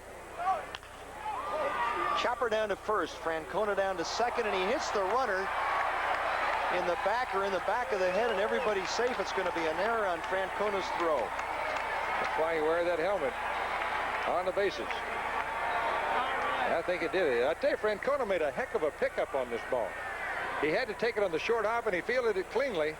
Now watch it. There's 1, 2. Now watch this hop. It almost handcuffed him, and now he had backed up, and he did not have a good throwing angle. He had to throw it right over the runner and hit him right in the gourd. Right in the back of the bonnet. And that's why the helmets pay off money. You're right. In backing up to get a better hop, he put himself right on line with that runner and had no way to get the ball around him. He could have tried to throw it over his head, but might have thrown it into left field. Of course, it wouldn't have mattered as it turned out. Here's Tom O'Malley. Squares the bunt and takes a ball. Carter with that gun, boy, he just about fired down to second base to make sure that Leonard stayed close. The best chance the catcher has to pick a guy off second base is right here, because the runner at second has got to get a good lead if he's going to get to third on the bunt.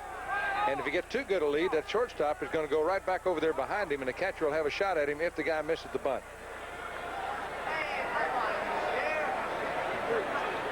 O'Malley, just 22 years old. Last year was the youngest player in the major leagues. Bunt down to Francona, who tags the runner. And the Giants accomplished what they set out to do. Now Johnny Rabb is coming up.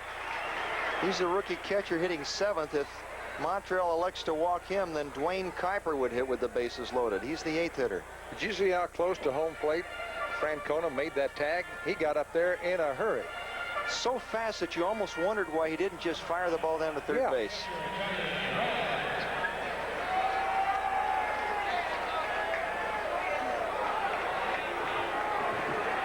Well, the Expos are bringing their infield all the way in right here in the 5th inning of the game. They sure are. And it looks like they don't want to pitch to Kuiper to try and get a double play. Kuiper does run well, and he's a left-hand hitter. Oh, he had a good cut. Yep. He had a real good cut and fouled it back. This is a real gamble right here. They're trailing by 2 runs already, so they figure they've got to keep them from getting any more. But in doing this, you give them an easier chance to get 2.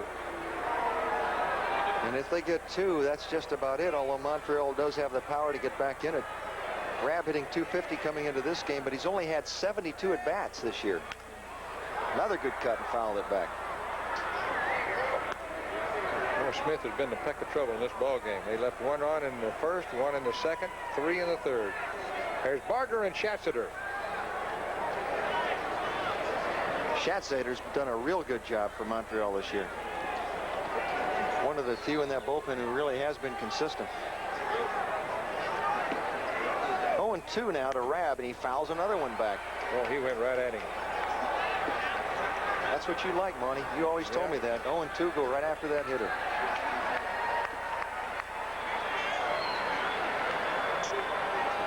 Giants got 2 in the first. Montreal tied it in the third, at least temporarily. Then the Giants came back with 2 in the bottom of the third, so they've got a 4-2 lead. They're trying to add to it. Good sinker. Good play by Gary Carter. Ball bounced well out in front of the plate, and that's the hardest top for a catcher. Look how far this ball bounces in front of home plate. Way out there. Gary had no chance to catch the ball, and he just put his arms together and put his chest up there and said, hit me. He is so good. He is so good. Just low with a breaking ball. Oh, that was a good breaking ball. A couple of good curveball throwers tonight. Now the count's 2-2. Still 1 out. Bryn Smith does not have to make a perfect pitch because there is a base open. Got a piece of it. He's trying for that perfect pitch. 2-2 count. He may have to give in a little bit right here on this count. Last pitch of grace, I think one way you could call it. If he doesn't give in here, he can't in the next one. Rabb hanging in there pretty well for a youngster.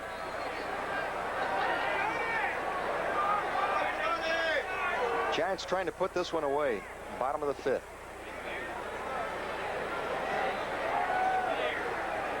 Fastball, got him. Oh, man.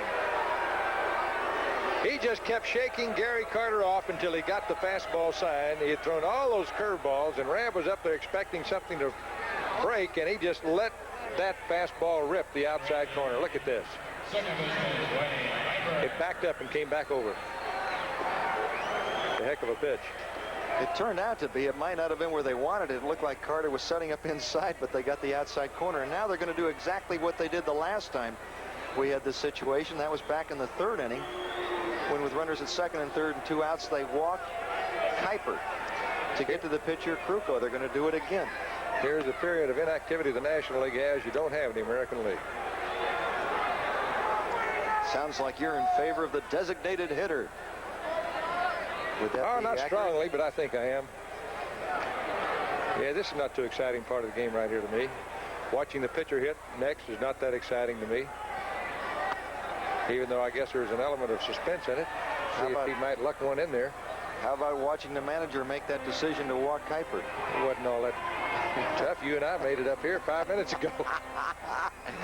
Are you implying that we aren't that intelligent? Well, I don't think that's a tough decision to make right there. Mike Kruko's actually hit the ball hard twice. He ripped a one-hopper right at Francona at first for an out, then ripped a one-hopper at the second baseman for an out. He swings and misses here. Kruko could really help himself with a base hit. He's ahead 4-2, trying to add to it. Curveball, another good one for a strike. 0-2. Had Kruko leaning back, wobbly knees, as Roy Campanella used to say. He'll get another one. Fastball fouled away. He'll get another one maybe right now. He's having pretty good cuts at the fastball. Montreal. Smith has not been Smith's not been bereft of company tonight. He's had people around him all night out there. Giants have left 5 men on. Line drive to 3rd, and that's 3 bullets Kruko's hit. Look at him. He can't believe it. He flips his helmet down. I don't blame him. He's upset. He could have about 4 or 5 RBIs tonight. So the Giants leave 3, and at the end of 5 complete now, it is 4-2 San Francisco. We'll have more right after this. Coming up, Carter, Wallach, and Cromartie. Kruko has made 57, and that's pretty much of a guess. All right. We're going to have a look at, I think, at the temperature. The official USA computer weather machine shows just slightly over 60 degrees. A lot of money went into that little computer there with the USA logo on it. And we show it to you right there. This is a rare treat for our viewing audience. Hope you didn't go get a beer right at that moment. Yes, sir, folks. I think that gauge shows 60 degrees year-round. Are you implying that it's broken, sir? Well, it was 60 degrees on your tennis telecast last Sunday when in Los Angeles. No, it was 80, right, guys? Oh, yeah. No, that's a big, expensive piece of equipment. It's right. It's right on it. All right. Here's a pretty big, expensive piece of equipment hitting right now, Gary Carter. It's expensive, all right. Worth about $2 million a year. Fouls that one back. Yeah, well, a lot of money and time and research went into that little weather computer that we have. The only baseball network in the country carrying our own weatherman. $2.50. That ought to do it. What I want to know is, how did Mark Stolberger put that? Why did he put that on the expense account? How did he list that? When did we lose control of this telecast? At exactly what time? As Johnny Carson would say. Oh, just outside. 2 balls, 2 strikes. Yes, go ahead, Monty. No, I'm through. Go ahead. Are you through? Yeah. How about the truck? Are they through? Gary Carter trying to get on base as the Expos try to get back in the ball game. Trailing 4-2, top of the 6th. Carter leading off. Line drive right at LeMaster. Now let's see if Gary goes crazy. We've had a lot of line drives at people tonight. And Carter so far is walking stoically and calmly back toward the dugout. You're a good Christian man, Gary. Okay. Tim Wallach coming up. Pops that one up. It's going to be LeMaster. And that's the second out.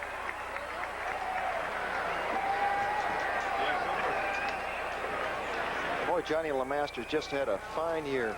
Hey, Wes, let your name be up in lights. I got second billing, but that's okay. Is that second? I thought everything on the right-hand side was first. Good guy got top billing, so that's all right. These guys from Hollywood notice that billing business. I don't know that stuff, you know? Warren Cromartie.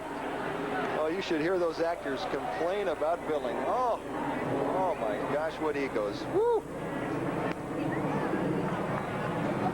I figure they're both on the same line. That's pretty good.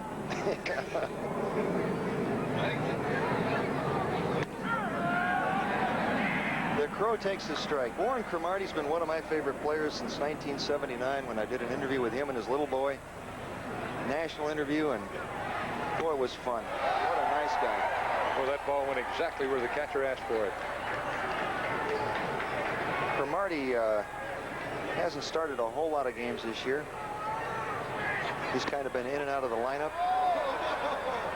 Looks like Kruko's taken out his frustration at lining out twice with the bases loaded on the hitters. A little more crackle to that fastball and snap to the curve. Slow curve. Boy, that's his bread and butter. He's got a great one. And Cromartie strikes out. We're in the middle of the 6th with the score 4-2 San Francisco, and we'll have more from Candlestick Park in a moment after we pause for our local systems. What a real animals that watch this show, so we always put on a pretty girl for those guys around the country. What do you think he's got in that?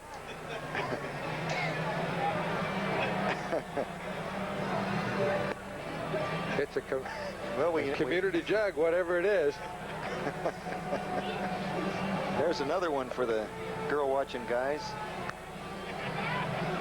Pretty blonde hair. Now there's one for the girls to look at. Bryn Smith. Hanging in there for Montreal. Boy, he's been on the ropes a lot tonight. He's left 8 Giants on base. Pitched out of a couple of bases loaded jams. Got the pitch to the pitcher in both those situations. Yep. And San Francisco coming up here in the bottom of the 6th, trying to tack on a few more. last night, Montreal scored 12 runs against the Giants, so they're explosive. Johnny LeMaster leading off once again. Chops one wide at third and a diving stop, but they'll never get him. LeMaster finds that hole between short and third and gets his second hit.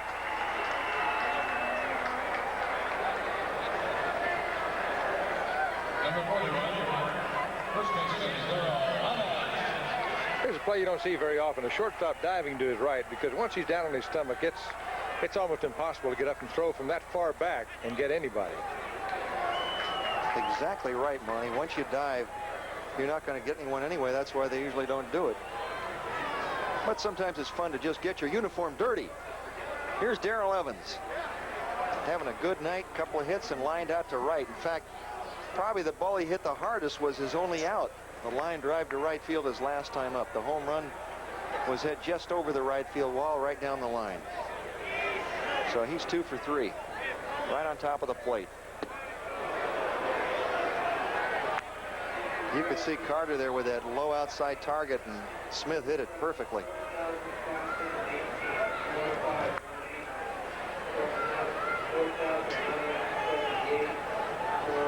Darrell Evans has always been right close to the plate. It's almost amazing that he doesn't get hit more often. He's really a left-handed hitting Frank Robinson. Robinson used to drape his arms over the plate, so he would approve of Evans' style being his manager, but Evans has only been hit twice this year. Good curveball. I don't know where that was. That looked like a strike. Carter, I think, was asking the same question. Smith shaking his head. Maybe a little high. It's just amazing how they brought that strike zone down. It really isn't the armpits. It is in the rule book, but not in actual practice. The umpires just don't give that high strike in the National League. You'll see when Evans gets up to the plate that part of his arms actually do hang over the inside corner. It's possible for him to get hit by a pitch and have it be a strike if he doesn't move his arms. That would be a rhubarb. Is it a strike, or does the batter go to first? Good palm ball, and Evans really started to swing and tried to hold up and fouled it off. LeMaster was on the move.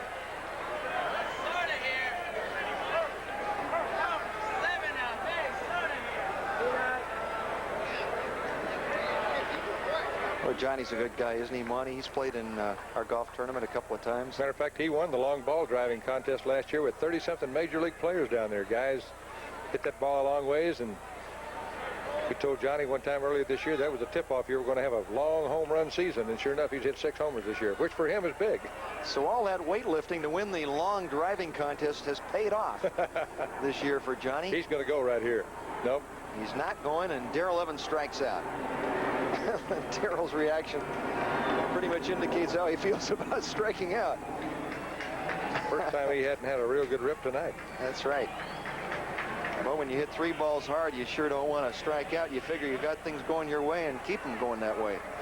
Here's Jack Clark, who's also been swinging a hot bat. Although tonight he only has 1 hit, but he scored a run. Batting now with LeMaster at first and 1 down.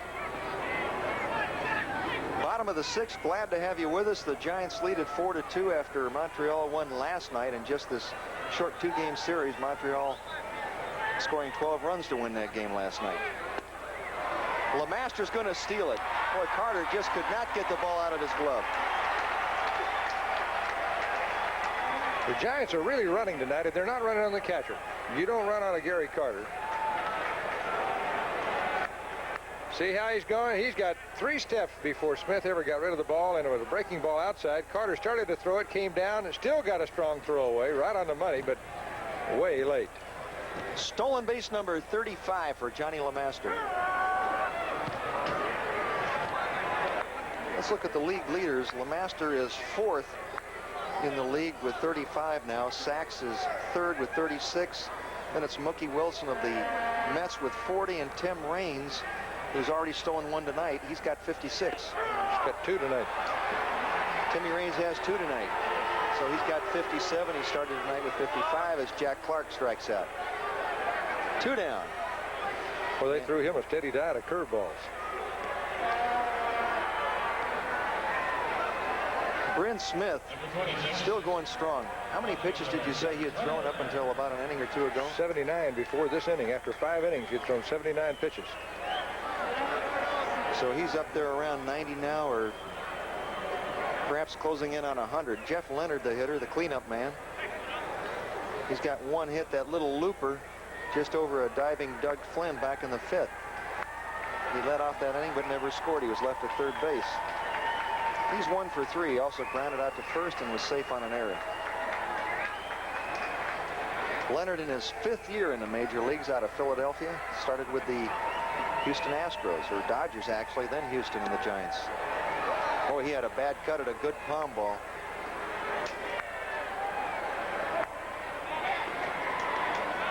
Looks like Bryn Smith is starting to get into a little bit of a groove now after staggering through the first 3 innings and pitching out of a couple of bases loaded jams.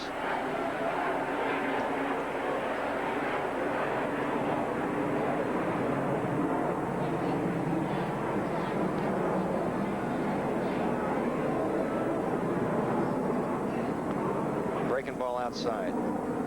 Boy, Carter makes it look easy. I just love to watch him. Still some action down in the bullpen for Montreal.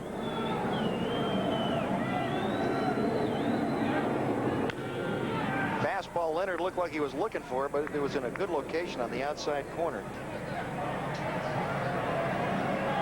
Count goes to 1 ball, 2 strikes.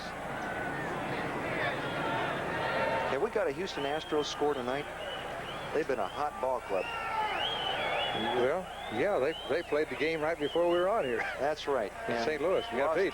Lost to St. Louis after sweeping Cincinnati 3 straight. They have really been playing good ball.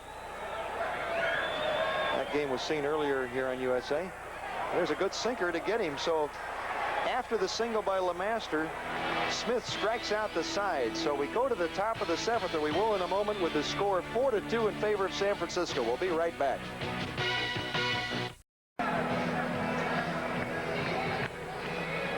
Well, let's check up on the scoreboard. The Chicago Cubs won today 3-0. Ferguson Jenkins, the ancient one, won that one today. Pete Falcone was the loser. Philadelphia beat San Diego 4-2 as they stay on top. Al Holland the winner. Gary Lucas the loser there. Cincinnati beat Pittsburgh today 6-5. Tom Hume the winner over Kent Tekulve. And St. Louis beat Houston by a score of 5-4 on Andy Van Slyke's 10th inning home run.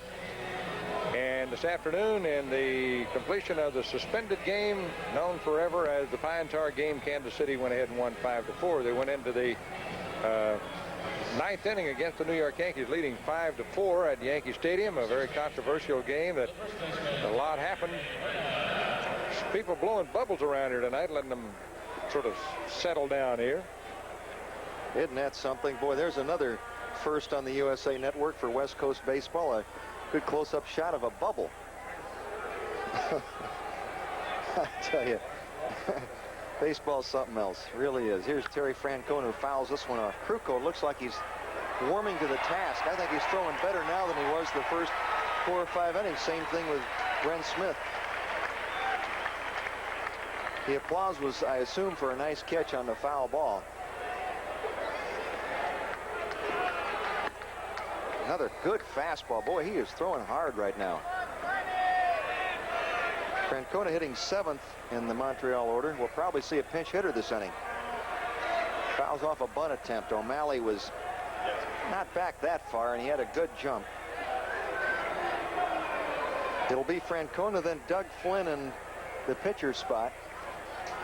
Possibly Al Oliver. He's certainly not hurt, just being rested. Ball in the dirt. Nice play by Rabb. And they count 2 balls, 2 strikes. Francona playing tonight in place of Oliver at first base. Breaking ball, check swing, foul. Well, when Krukow gets 2 strikes, he loves to go to that curveball. Mike Krukow, 31 years old now.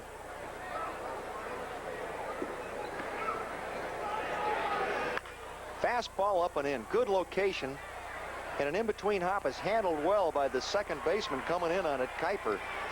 Not an easy play because it was hit so slowly, he had to charge it and play a tough hop.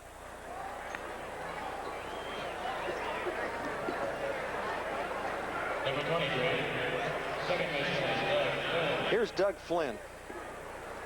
Monty, did we get the attendance tonight? Yeah, it didn't take very long to count it. 4,518. I see what you mean. Of course, we did have rain showers. That could be it.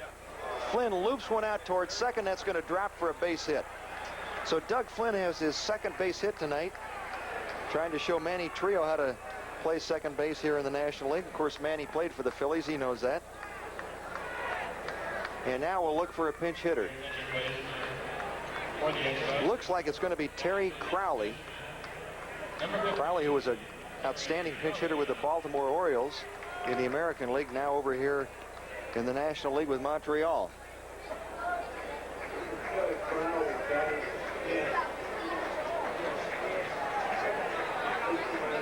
We're in the top of the 7th. The Giants have been leading at 4-2 ever since the 3rd inning.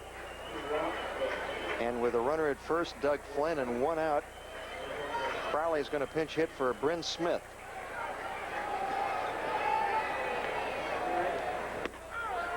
Boy, what a great pitch. Rabb sitting on that outside corner, and Krukow just flipped it right into his glove. There's Greg Minton warming up for San Francisco. He and Gary Lavelle form a great 1-2 punch out in that bullpen. Giants have had a strong bullpen for a long time now. Probably the last 10 years or so, going back to Moffitt.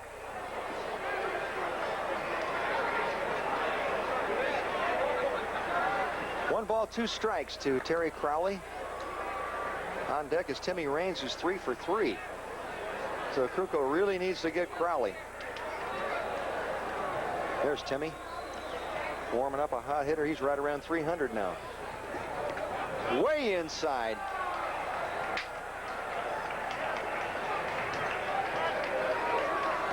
I don't believe it hit Crowley. He's still at the plate. That almost could be scored a wild pitch. Let's have a look at it. Hits the dirt. All right, that allows the runner, Flynn, to go down to second base. And the count goes to 2 balls, 2 strikes.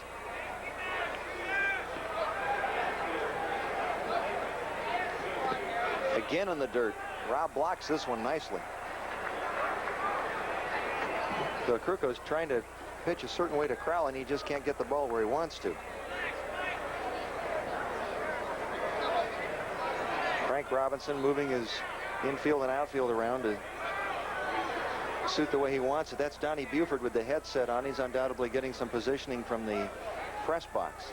3-2 pitch, foul back. Boy, Baltimore used to have a fine pinch hitting core when Crowley was there, and Lowenstein, Gary Renicky. Had so many good players coming off that bench. A very important 3-2 pitch coming up. Curveball taken low, and Crowley trots down to first. They have an appeal, but he did not swing, so it's first and second now. 1 out, and Timmy Raines coming up, and he is 3 for 3 tonight. All of a sudden, Krukow started throwing the ball in the dirt. He threw about 4 pitches to that batter in the dirt. And another pinch runner.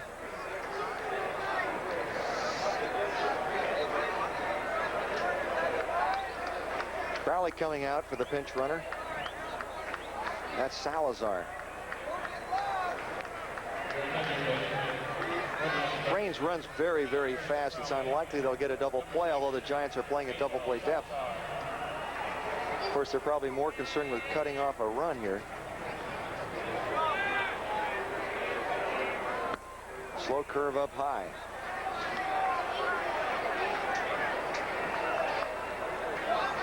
Angel Salazar, the runner at first base for Crowley.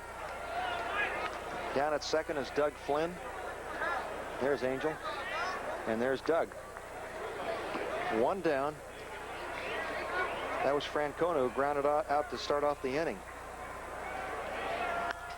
Good cut, boy, and a good fastball also by Kruko. Right in on his hands, up and in. A ball and a strike, one down, top of the 7th.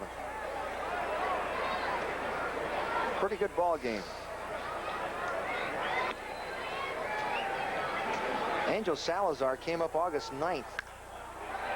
Raines hits one into left field, and it's going to drop for a base hit. He's 4 for 4. The runners can only advance one base because the ball might have been caught as Leonard fires it back in. So Timmy Raines gets his 4th hit tonight. The bases are loaded, and Brian Little is the hitter due up. But before that, Frank Robinson making his way out to the mound. We may see somebody other than Little, and Frank Robinson was taking a look over here to see. And we see the big O coming out from Montreal and the big M coming in for San Francisco. And there's Greg Menton, who's been in a lot of ball games this year with not a lot of success compared to other years. He's been the bell cow of the bullpen for them. Menton has appeared in 57 games already. But his record is 6 wins and 8 losses. And his earned run average 3.83.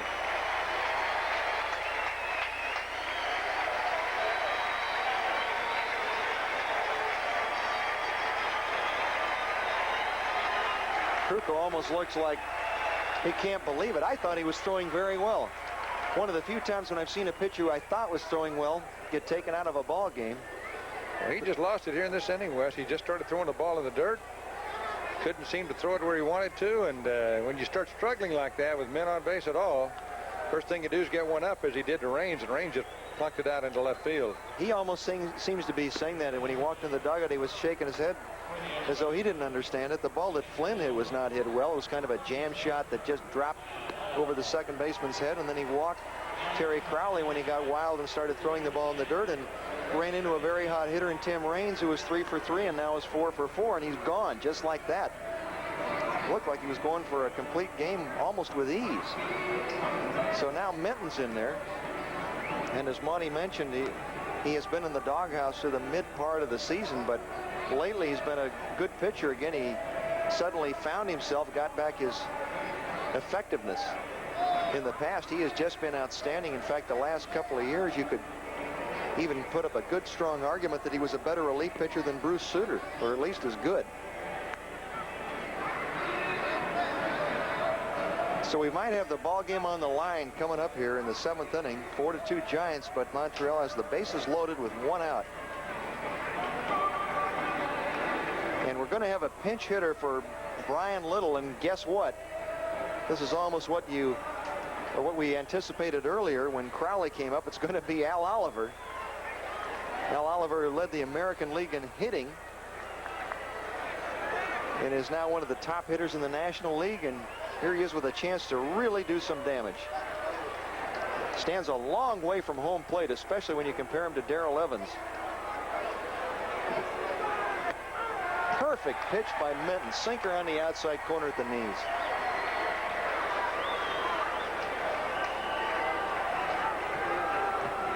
Oliver last year hit .331 for the Expos.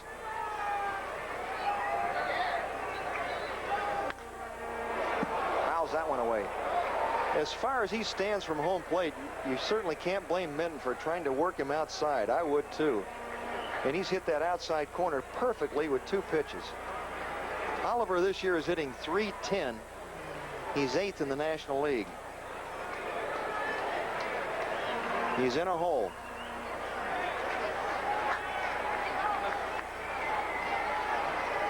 They set up on that outside corner again. Just outside. 1 ball, 2 strikes. Menton trying to get out of a bases loaded jam. He's got a 2-run lead to work with. We're in the top of the 7th.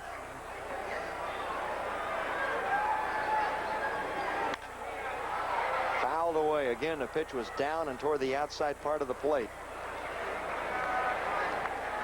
A lot of empty seats out there. There's Flynn down at third.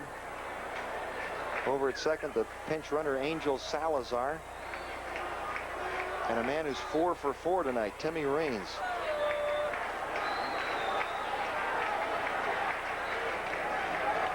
Al Oliver, the National League's leading hitter at the plate. I think things are going pretty well for a manager when he rests a guy like this and finds a spot like this to be able to bring him off the bench and put him in. Bases loaded, game on the line. Pretty good man to come off the bench, but he's in the hole right now. Minton still trying for that outside corner, misses. The count runs to 2-2. Boy, I remember when Oliver came up with the Pirates, when they had Clemente and Matty Alou and Manny Mota, and couldn't find a job. Fouls that one back. They also had Willie Stargell playing in the outfield at that time. Tough outfield to break into. Well, he finally got a chance, but not really with Pittsburgh.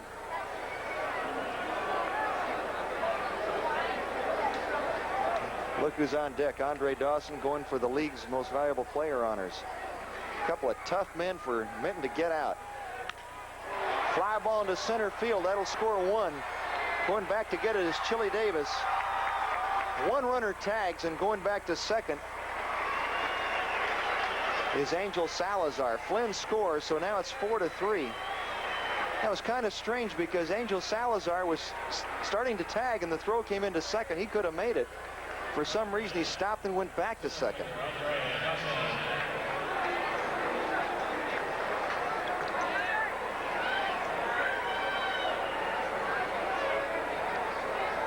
There's Salazar, still at second. I think he made a wise choice. Davis got under that ball real well out there and got it back into the infield. Salazar could probably have been thrown out at third base. On a relay? Yeah, second baseman got that ball pretty quickly, and he didn't get much of a jump off there. Well, why did they put him in for a pinch runner if he can't run? Good thing. But when you're behind, you run a lot more cautiously, I think, on the bases. Andre Dawson, the hitter, maybe that's why he didn't run. Andre Dawson was coming up next. Third base coach had the stop sign up. I saw that. Oliver went right out and got that sinker on the outside part of the plate and hit a bullet to center. Now Dawson's got to deal with it. Ball and a strike to him.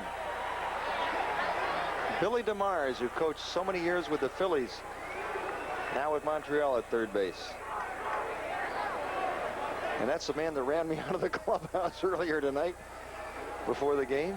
I got to tell people about that, though, in a few minutes. Fouled off down the first base line. Nobody's going to get it. It drops back into the seats. But Dawson is now behind in the count, 1 ball and 2 strikes. Wherever Bill Verdon manages, he has a rule: no press people or anybody else in the players' dressing room, in the players' part of the dressing room prior to a ball game. He had that same rule in Houston. And West just walked in, was talking to Gary Carter, and had not been aware of that. And that man right there, number 9, who is the appointed policeman for the dressing room, just said, "Mr. Parker, would you please remove yourself?" Strike 3. A swinging strike, and a good job by Minton. He comes in and gets out of the bases loaded jam with just 1 run scoring. So at the end of 7.5, it's 4-3 Giants. Let's pause for this message from our local systems. Saturday night. Hey, you like good tennis? Well, you can always see it on the USA Network. John McEnroe, Jimmy Connors, and Yvonne Lindell are just some of the guys who are shooting for the top prize at this week's ATP Tennis Championships. They're playing it in Mason, Ohio, and you guessed it, USA will be there for semifinal and final round coverage Saturday and Sunday. ATP Tennis Championship this weekend right here on USA. The women last week and the men this week. Ought to be a good one. Let's look at some defensive changes. That's Angel Salazar, the new shortstop, as we told you, just came up from the minor leagues on August 9th. And we also have a new pitcher. That's Dan Schatzeder. Having a pretty good year, as you see right there. Appeared in 40 games. He's been used a lot by Montreal and been quite effective. So the Expos are within a run now. The Giants 4-3. It's a big game for them, really much bigger than it is for San Francisco. Giants are 15 games behind Atlanta, although Atlanta did lose today to the Cubs. Chili Davis starts it off, fouls 1 back. You know who's having a great year, Monty, is this Boggs of Boston. Wade Boggs, oh my. 165 hits. And the National League leader, Dawson, has 148, so he's got 17 more than Andre Dawson. He ought to wind up with about 220 hits.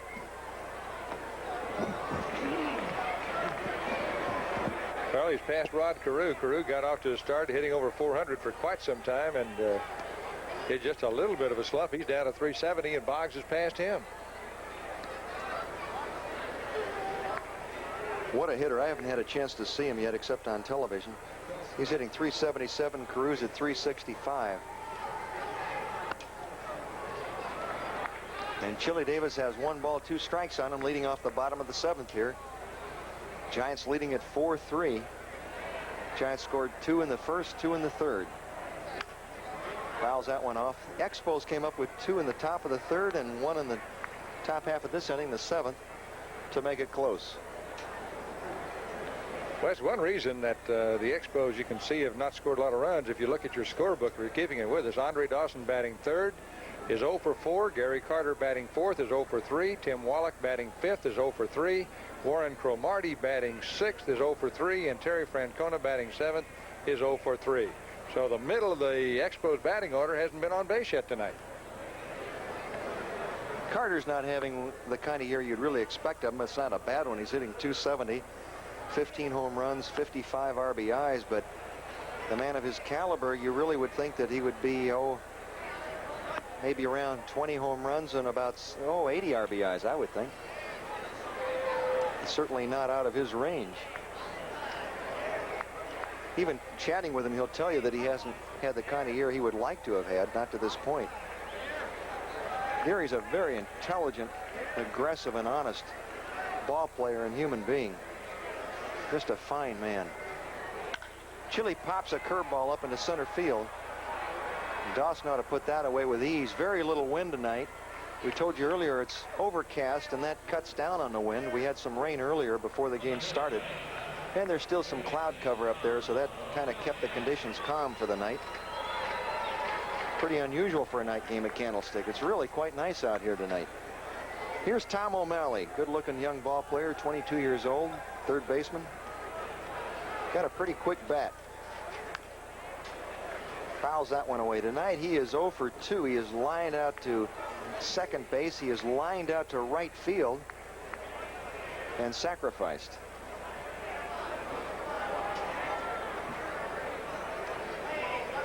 Lefty against lefty. And the count goes to a ball and a strike.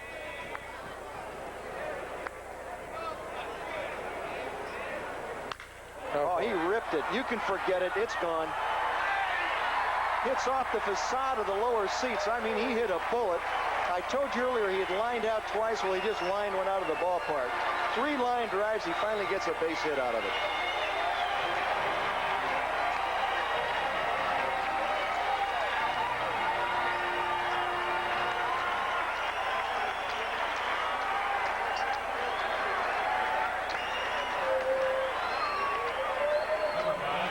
Here's a left-handed hitter hitting a home run off a left-hand pitcher, and he got right in there with his head right down on the ball and just ripped that out of here. Boy, he is a good-looking player. Hard to believe that's only his 4th home run. Really hard to believe, because with that stroke of his, he could have 15, I would think, easily by now. Johnny Rabb, he's 1 for 3 tonight. Another good-looking young prospect for the Giants. Might wind up being their catcher for many, many years.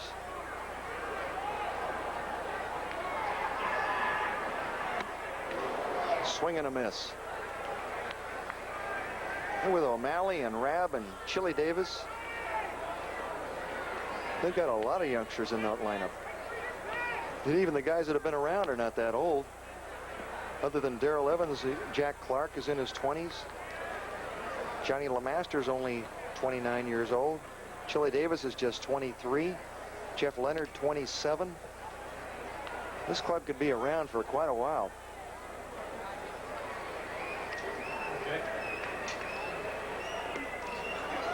I believe he tried to throw a changeup and bounced it in the dirt. That runs the count to 2-2. Giants now leading 5-3 over Montreal. Giants with 5 runs on 10 hits. Montreal with 3 runs on 8 hits, but they've made 3 errors, and that cost at least a couple of the runs back in the 3rd inning. That'll be out of play. Francona comes over to give it a look.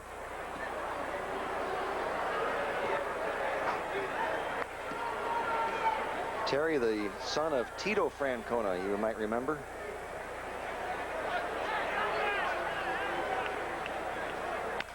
Curveball is chopped down to second, but cut off, or almost cut off by the third baseman, but he can't make the play. Wallach.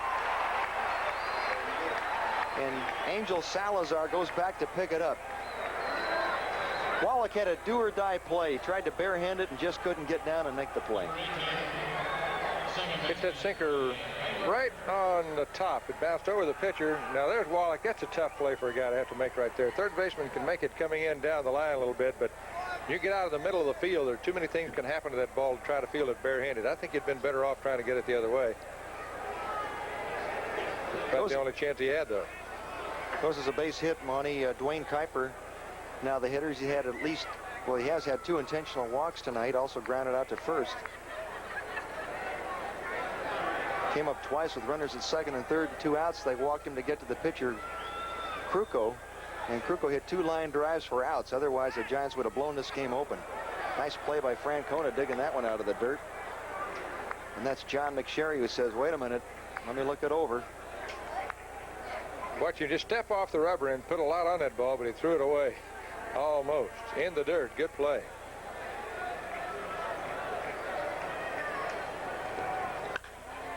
Kuiper grounds one to Wallach, who fires down to second.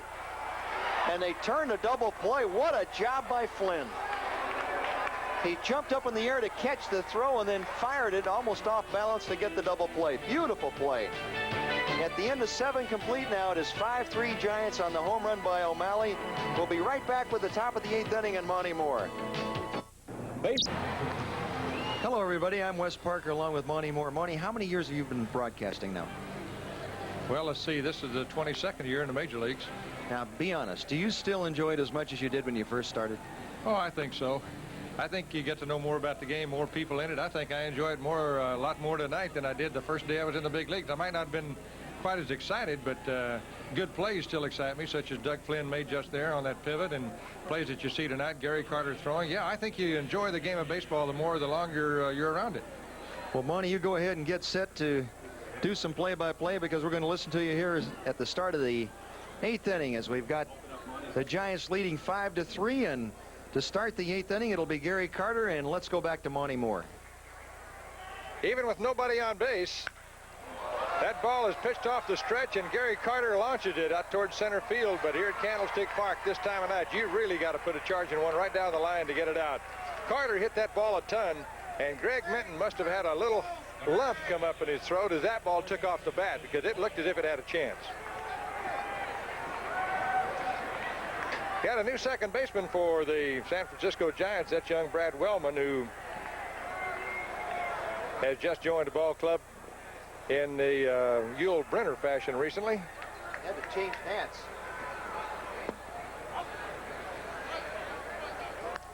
Tim Wallach up now for Montreal. He's lined to left, struck out, and popped to short. But Carter's hit the last 2 balls about as hard as he can hit them, but he didn't get them out, didn't get a hit. The middle of their order has not had anything tonight. Boy, what a pitch Minton made a little while ago, with the game on the line, to strike out Andre Dawson with the bases loaded. He made a sinker that just fell about 6 or 8 inches.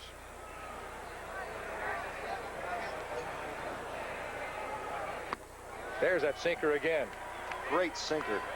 As we mentioned on the first pitch of the inning, with nobody on base even, Minton is still working off the stretch. Came in and did that a while ago with the bases loaded. I wonder if pitchers do that just because they figure they're going to be in that situation most of the time anyway. I guess so. To get used to it. There are 2 balls this inning, hit pretty hard. That one goes for a base hit.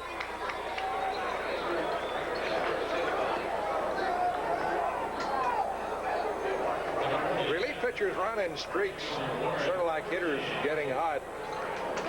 And when you get a good short reliever, as Greg Minton was a year or 2 back for the Giants, boy, they're an invaluable piece of property to a ball club. But you've got to have a club for them to really be effective that'll get them into the late innings with a lead. hit sinker strike in the outside corner. It looks like when Minton gets in trouble, Monty, he gets his pitches up too high.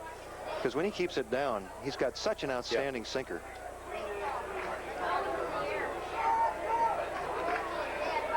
That's the ball. He had an incredible streak of innings pitched without allowing a home run.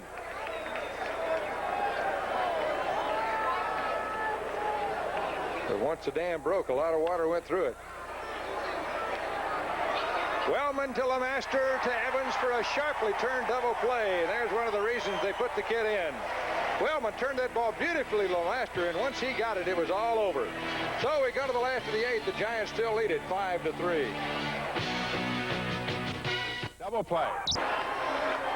Monty, there's quite a story on Brad Wellman, the second baseman who came in and just turned that double play, replacing Dwayne Kuiper. He was offered $1,000 if he would shave his head. By his teammates. By his teammates, and they all chipped in about $100 each. Took about 12 guys. Some only chipped in 50, and he did. He shaved all of the hair completely off his head just as a joke, and had to go from about a size 7 1/4 hat down to about a 6 1/2. So he's breaking in a new hat, and he's $1,000 richer, and his wife loves it. It'll be interesting to see how long he leaves it like that.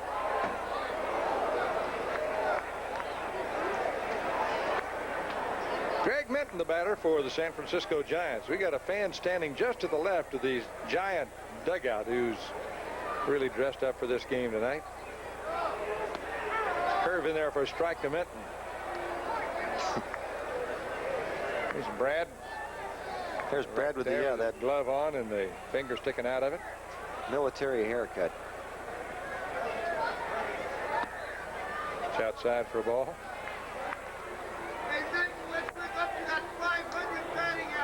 Schatzeder came on in the 7th inning.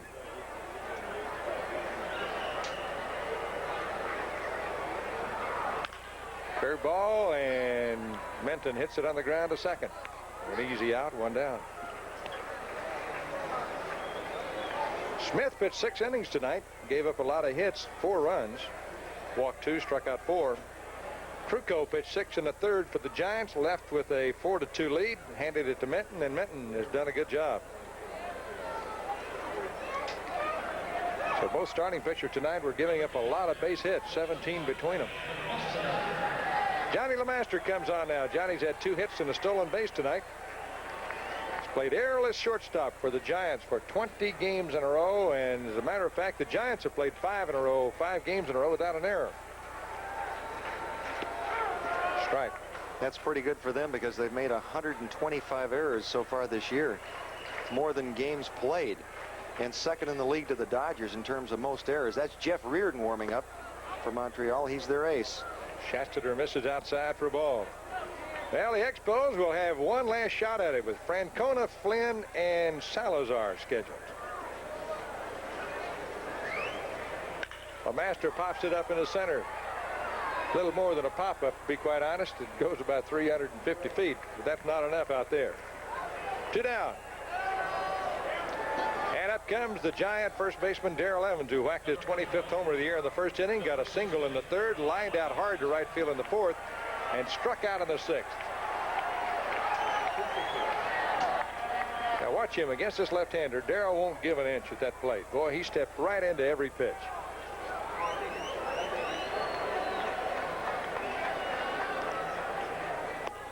Curve outside, ball 1. Next Thursday night on the USA Network, a single game, but it'll be a big one. Toronto and Baltimore. Evans had a good cut at that one and fouled it off. Wes, if you pick a surprise team in baseball this year, who would it be? Could be Toronto. It could be the Houston Astros, although that's only because of their poor start. It could be Texas, although they've really fallen off lately. Good question. Let me just think a little bit more about that, and I'll come up with an answer for you. Evans hits it in the air to deep center field. That ball's really hit. It's way back there, and it is caught right on the warning track. 400 feet from home plate. Dawson holds it in. Boy, did Evans rip that one. So it's 3 up, 3 down. We go to the do or die, top of the 9th for Montreal. They're down by 2 runs, 5-3. Fish Popper.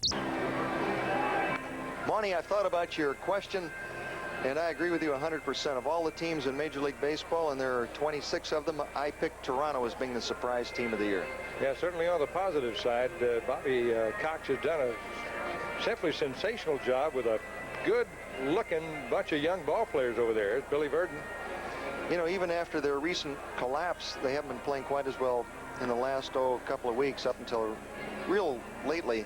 There's still 14 games over 500. It's outstanding. Something for a team that finished last year. Exactly. Well, it's Terry Francona, then Doug Flynn, and Montreal is down to 3 outs. With Philadelphia winning again tonight, the Expos could go to 3.5 games back.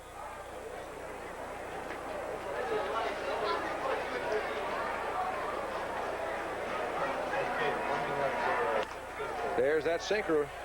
Menton's had a good one tonight. In the 8th inning, he had some problems. Got it up to Carter, and he hit it about 400 feet to the wall in center. It was caught, and Wallach ripped a single. But then, the true tradition of a good sinker baller, he threw a double play ball and got out of the inning. There it is again. Look at the bottom fall out of that thing. That's an amazing pitch. It's a great pitch. Gary Lavelle warming up. The second part of that 1-2 punch in the Giant bullpen.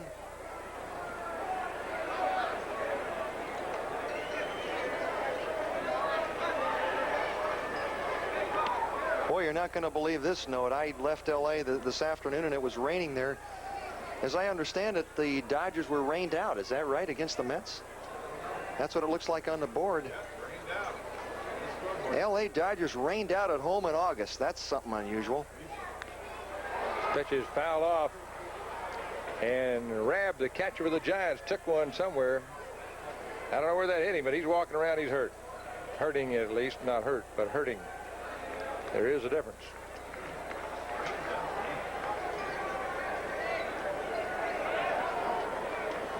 Yeah, wouldn't that have been something if we would have had our USA upper division people say we'll do the game in L.A. tonight, and we would have been there and been rained out. You know, that's the last time the Mets are going to be in L.A., so they may have to make that up after the season is over. I don't think the Dodgers are going to have that much to do. Either one of those teams, I don't think they're going to have to make it up. Pitch is outside the ball. Minton very upset with himself on that pitch. Really got away from him. 2-2. They don't have to make it up if it had something to do with the winning. I just want the people in the L.A. area to know that you, Monty Moore, said that, not me. Not Wes Parker, right. There's a ground ball right down the line. Backhanded nicely by O'Malley. Got him, and a good scoop by Evans. Boy, there was a great play at both corners. Hey, we're watching a Major League Baseball game tonight, folks. That was an outstanding play by O'Malley.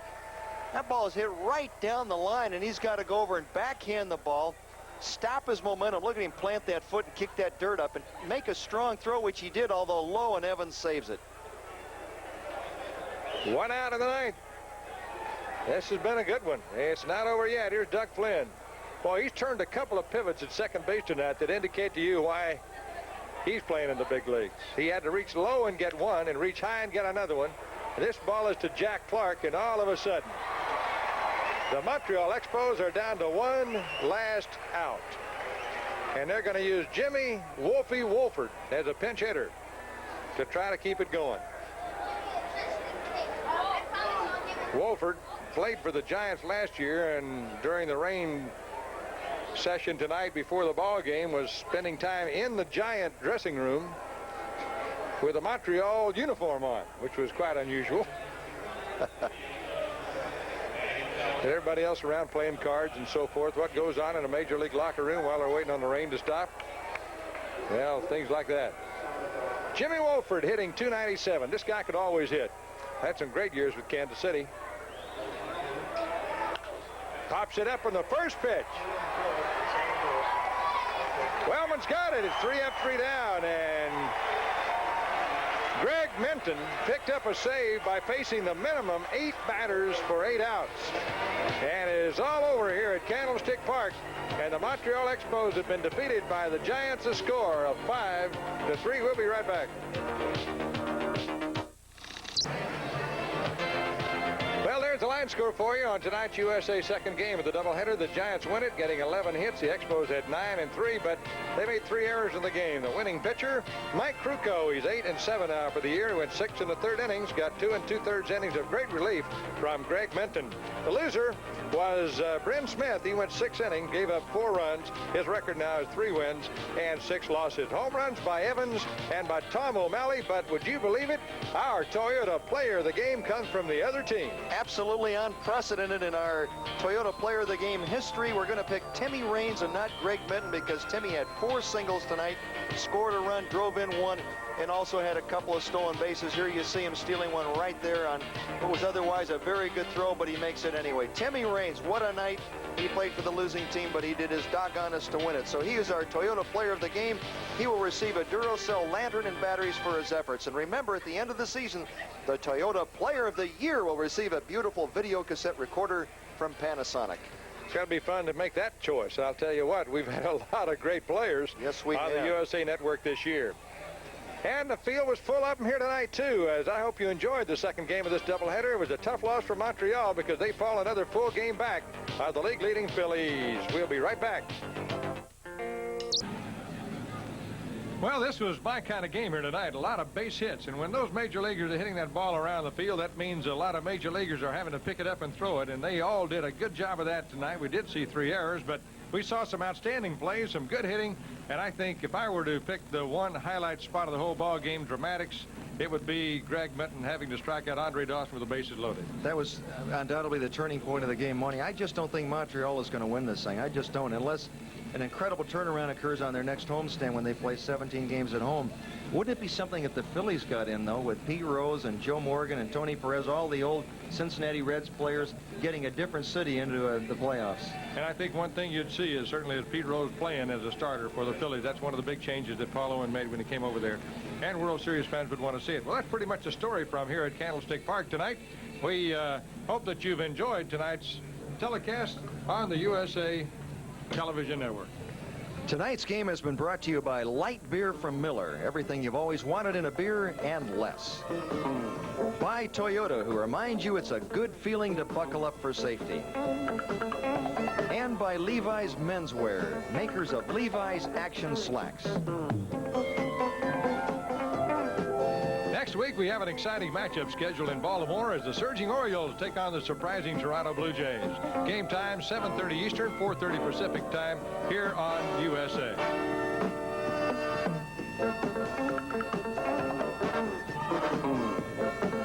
Executive producer, Jim Drake. Our producer tonight, Mark D. Stolberger. Director, John Repsinski. Associate producers, Tom Fick and Kevin Lendy. Our production coordinator, Barbara. Head coach of Green Bay.